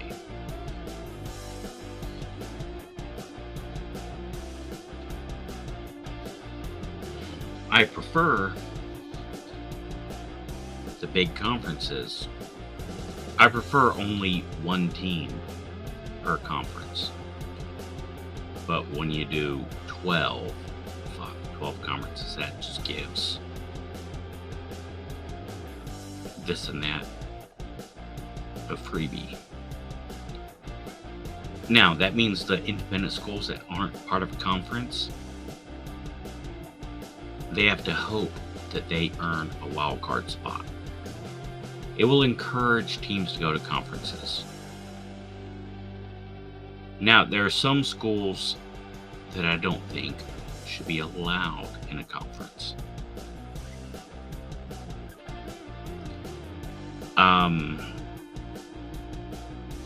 Army, Navy, Air Force, no. BYU, no. BYU is a religious school. And I know you're like, well, TCU and, well, Notre Dame. BYU is a school that will remove students for violating church rules. So, yeah.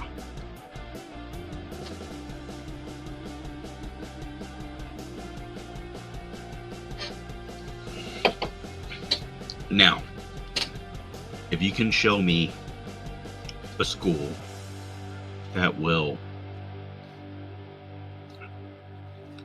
fucking remove students for not following religious rules, then I will. Fuck yeah. They can't be in conference. I just don't know any schools that big enough to be Division I, other than BYU.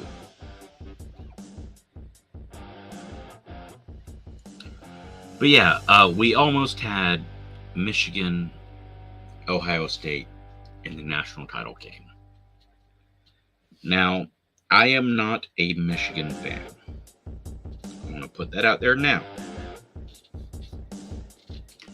I'm a Jim Harbaugh fan. I do hate Ohio State. But that's only because I hate their fans. Now, Washington Redskins, I hate them because they're a rival. And their team's name is racist. I don't care what you say. Well, they shouldn't have to change it. I agree. There's nothing wrong with the name. The name's racist. So yeah, it's racist. Don't care. Seminoles, not racist.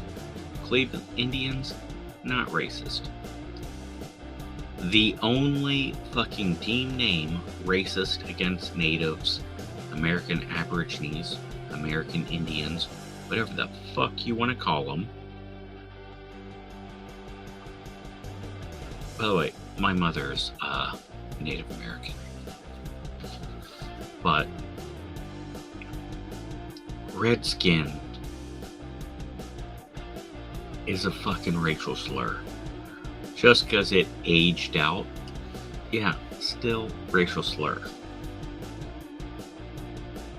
Now, apparently, I've spoken to a lot of young people. When Cardi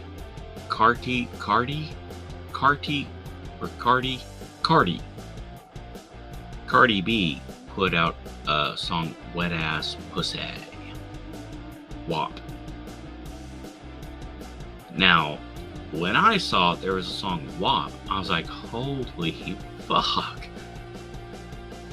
I know black people and Italians had some beef back in the day, but I didn't know that's still fresh. Holy fuck. Why is she going so hard on the Italians? What do you mean? She just put out a song, WAP. The fuck else would it be, a wet ass pussy?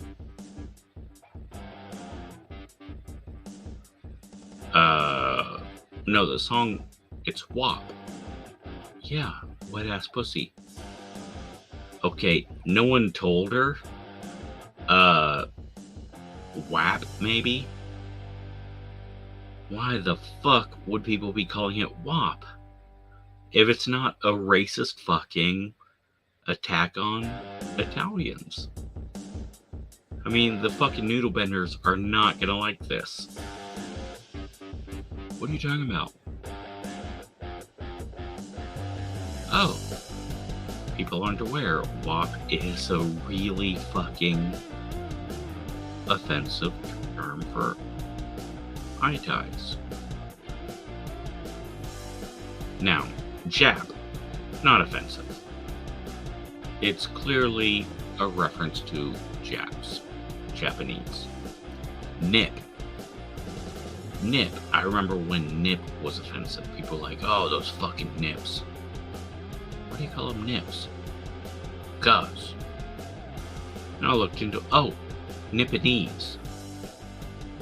Okay, that'd be like calling all Americans, oh, those fucking Nebraskans. Nebs. Oh, how dare you call me a neb? Where are you from? Lansing. Oh, you're from Michigan? Cool. Yeah, they call you nebs because they're talking about Nebraska. Okay, I'm confused. Why am I offended? I don't know, because Nebraska has a lot of corn? Oh. So yeah, offensive terminology ages out. Not all of it does. I made this amazing video on the previous channel that was removed. I covered, and it was a great series, Etymology of the Gutter.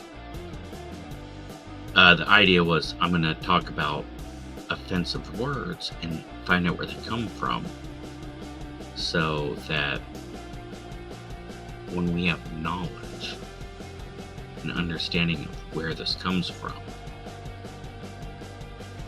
then we can take away some of the sting. Or at least we can argue against the racist fucking dumbass fucking assholes that use it to attack us. Like, oh, really? You're calling me that? Why? 'Cause you're a Presbyterian. Well, actually, in 1872, John Calvin, and again, I made up the years. John Calvin is a real person, but yeah. And it's like, nerd, right?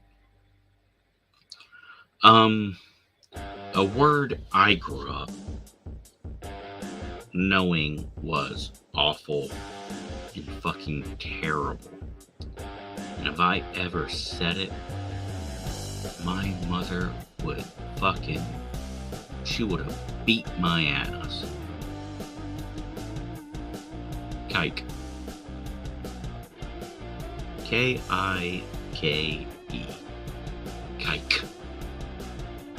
It is a mean, offensive word to call Jews. It's awful. But just curiosity's sake, who came up with that word? Why would you say kike when insulting, a child of Abraham, one of God's chosen?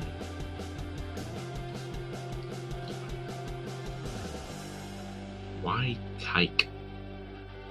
Oh, kike means circle. Oh, really? Okay, so why is circle offensive to Jews? Who started using it? Oh, Jewish people did. Oh, wait. Then why is it offensive to Jews? Oh, turns out Jewish isn't one person. It's an actual religion, and because of the persecution, even people that don't follow Judea, they still identify with their ancestors' culture and their struggles. So you don't have to be a practicing Jew to identify as Jewish. Lots of thoughts on that, but that clearly shows how strong the culture and the connection and the community is. So why is kike coming from Jews? About Jews? Well, a lot of people who were Jewish came to America. In fact, Christopher Columbus set sail from Portugal September 7th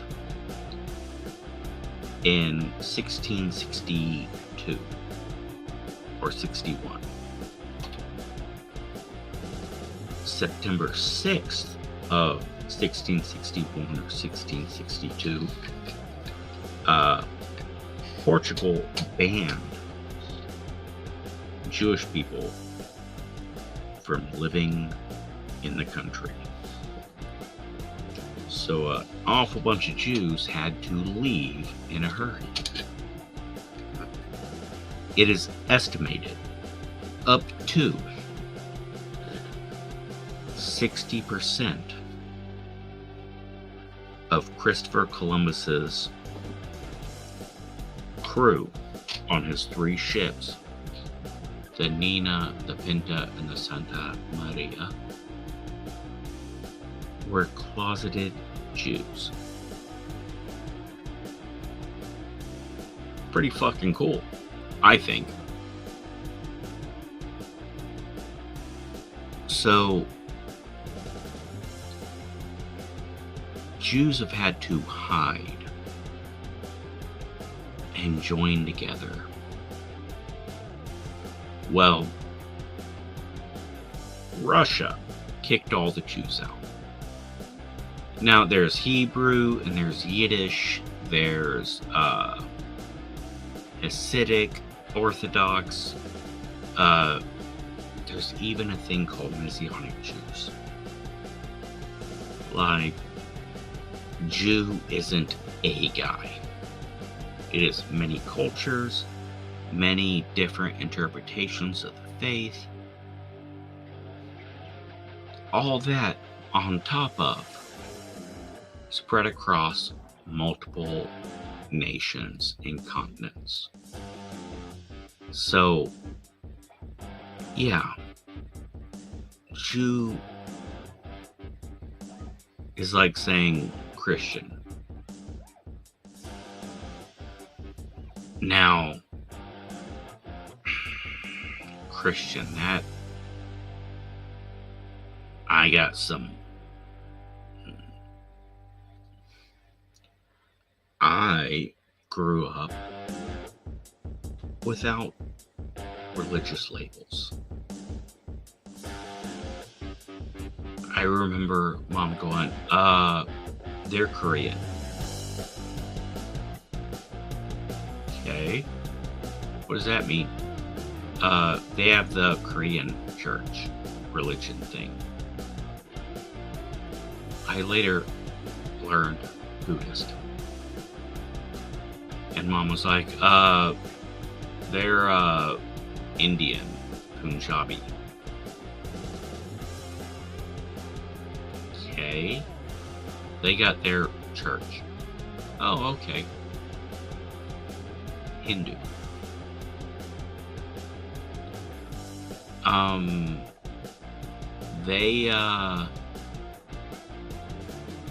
They can't pledge allegiance or any of that. They're from one of those churches. Oh, Seventh-day Adventist or Jehovah's Witness, as I later learned. They think black people have the mark of Cain, and they're not allowed to go to your house if you let black people in. Oh. I learned at that time that meant Mormon.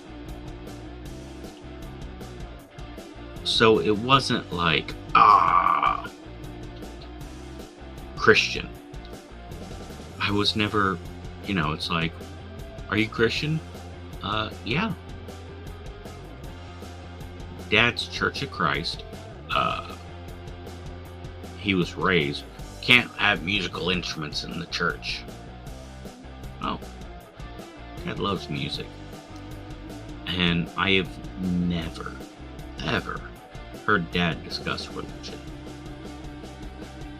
Dad is very, very private with his religious beliefs. And I try to follow that pattern. Now, Mom, she was Holiness Pentecostal. The women can't wear pants or makeup. And we're going to grab a rattlesnake, smack it in the face, and then pray to Jesus, and it won't bite us. Mom hates snakes, and Mom wears whatever the fuck she wants, and she thinks other people should wear whatever the fuck they want. She doesn't think God gives a fuck about how we dress.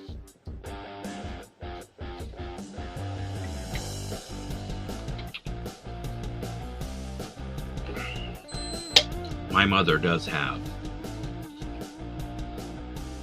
some very specific things that she thinks God believes. And you need to do this because of God.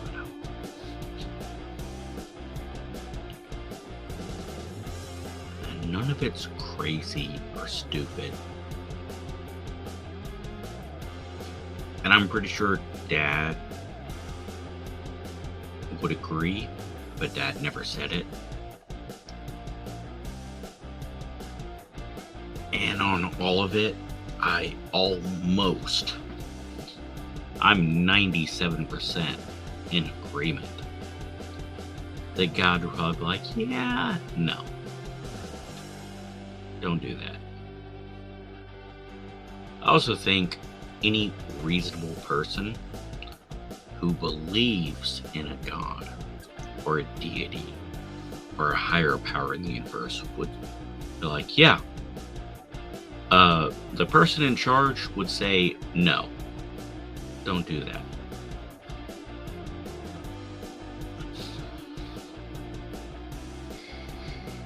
So yeah, I was raised without labels. I remember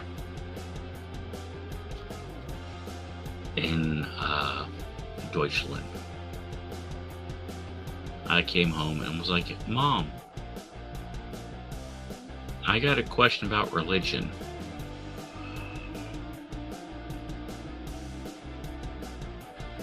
Okay, I'll try to answer.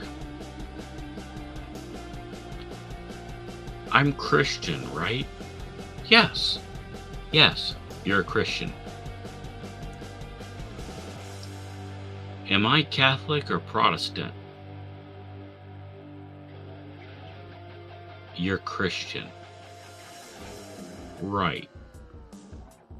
So Catholic or Protestant? You're not Catholic. So Protestant? You're not Catholic. Okay. So, do I believe, and I start going down the list of things that the teacher was going over, which again, this was 1985 or 86, and I was young. And the whole thing was, Frau Meyer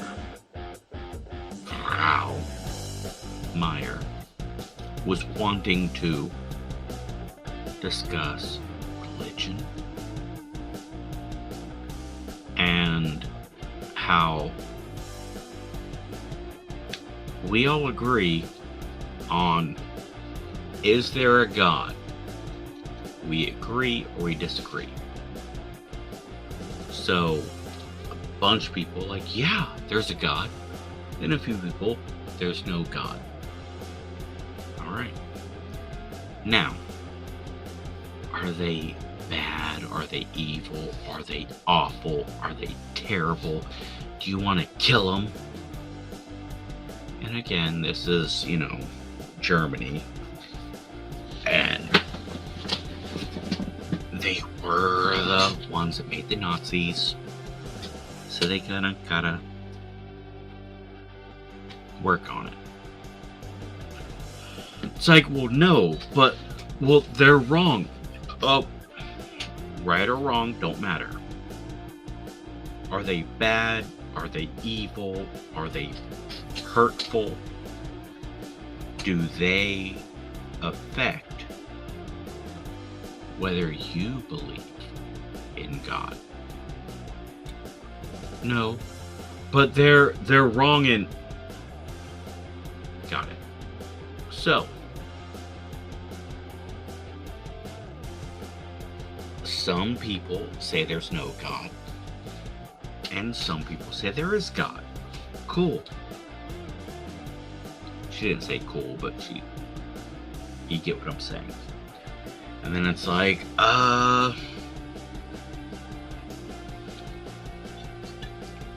who is Christian? And who is not Christian? And some people are like, I'm not Christian. Some people are like, I don't know. Well, what religion are you?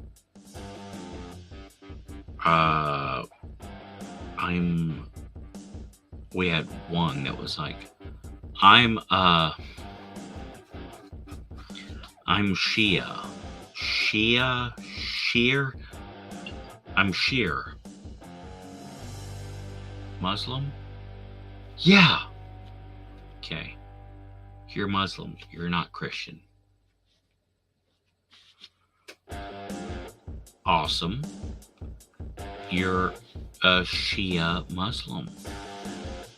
Very cool. You?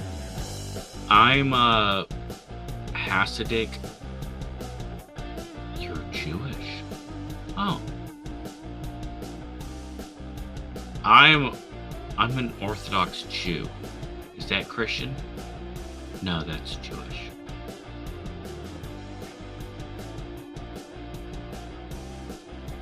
So,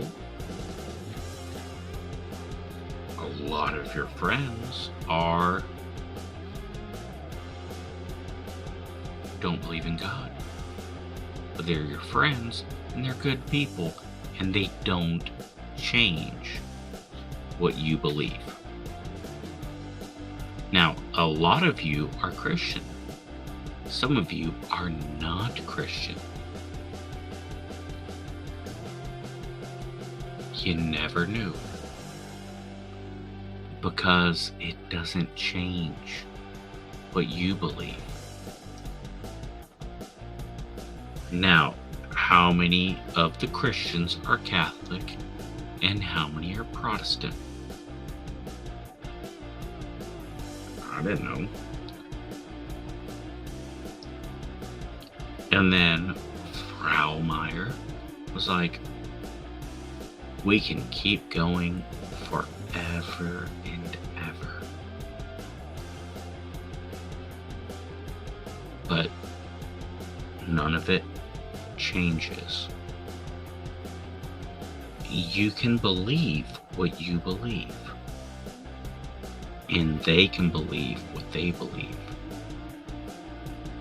and you can still love and appreciate and like each other. And then I came back because I was a fucking nerd. Yeah, my fucking test scores.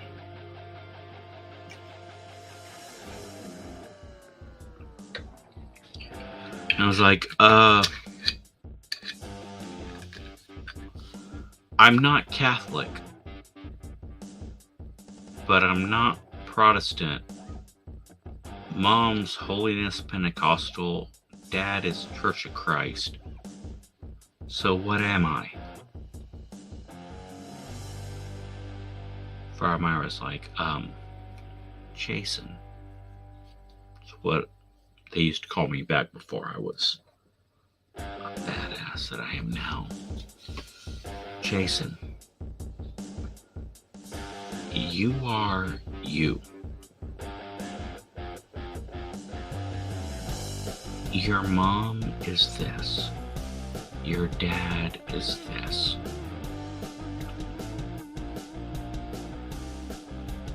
Doesn't that show you that you can be anything you want? I don't know what you are. Only you know what you are. You can find it, or you can let someone else pick.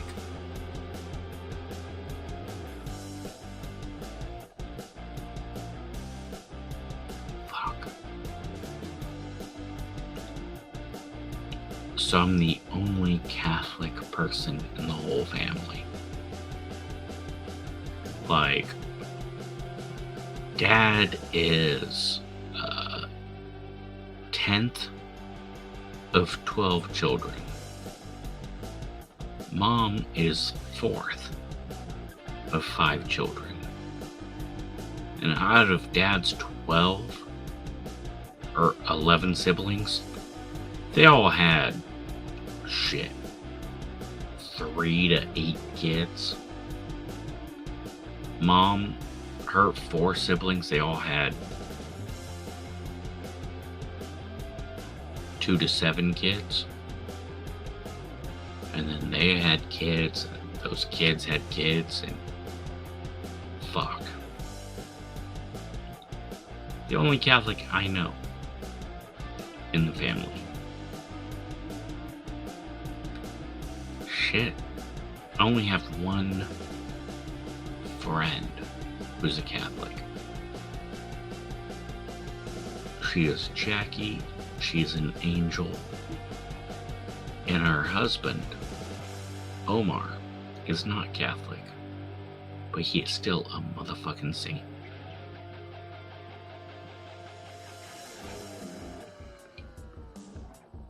I was blessed. Labels are not the person.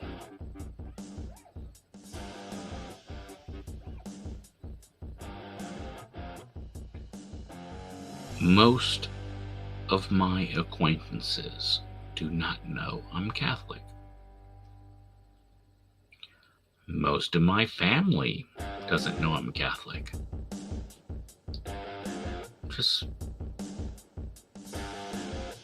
It's like blood type.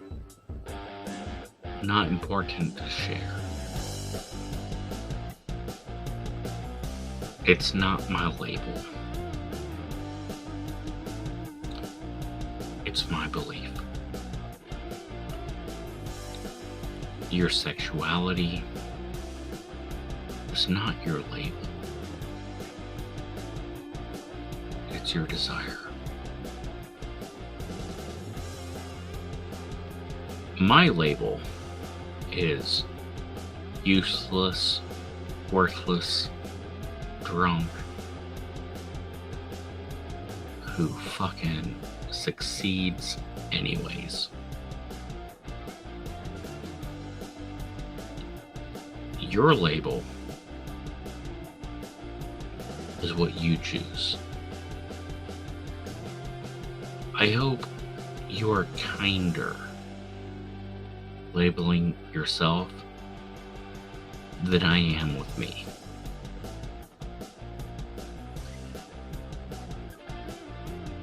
But that's the only label that matters.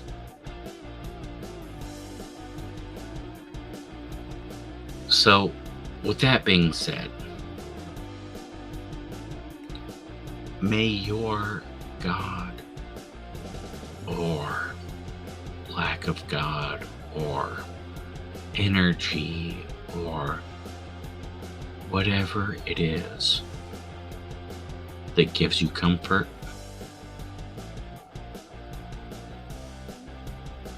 I hope you're able to get comfort and love. And if you are struggling in any way, it is very easy to suck it up, buttercup. And there's nothing wrong with that. But when you can't, reach out.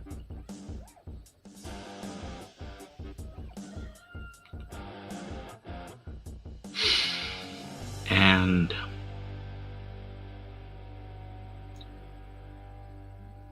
there's someone you need to check on. I don't know who. You might not know who. But when I said that, you thought of someone. Reach out to that someone.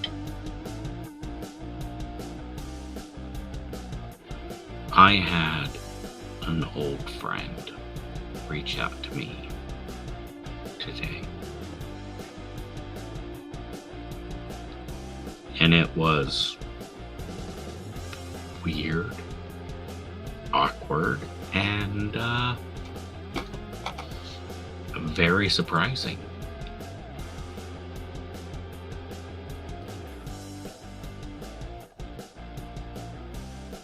someone said, hey, I'm cutting out a lot of people in my life. If you got this message, then I'm not cutting you out.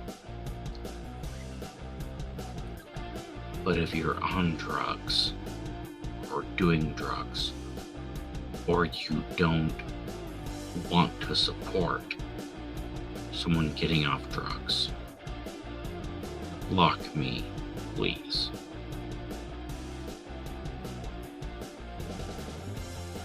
No, I haven't responded yet, but clearly someone is taking a fucking step.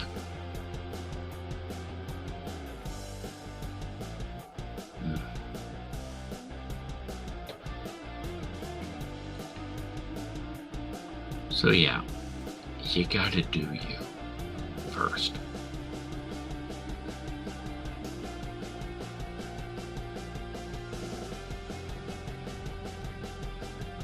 I know this one went on too long.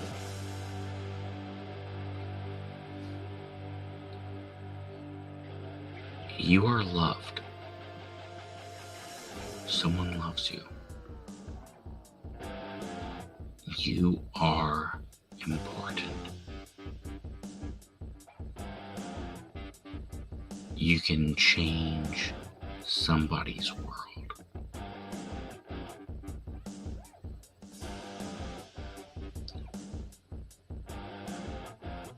No matter how bad things are, you have a chance to make things better. And you have a chance to make things much, much, much better for someone else.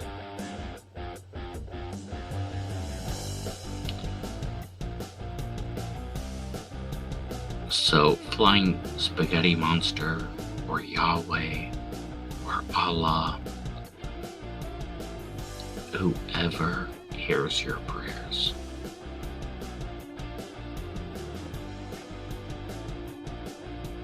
tell them that I want to ask them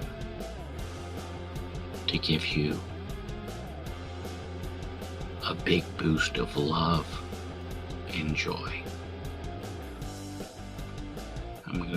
I'm gonna go ahead and sign out. Best for you.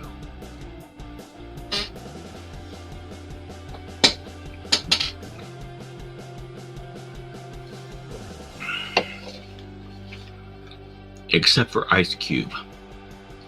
Fuck Ice Cube. Also, your fucking kid, fuck him too. In fact, everybody who even listens to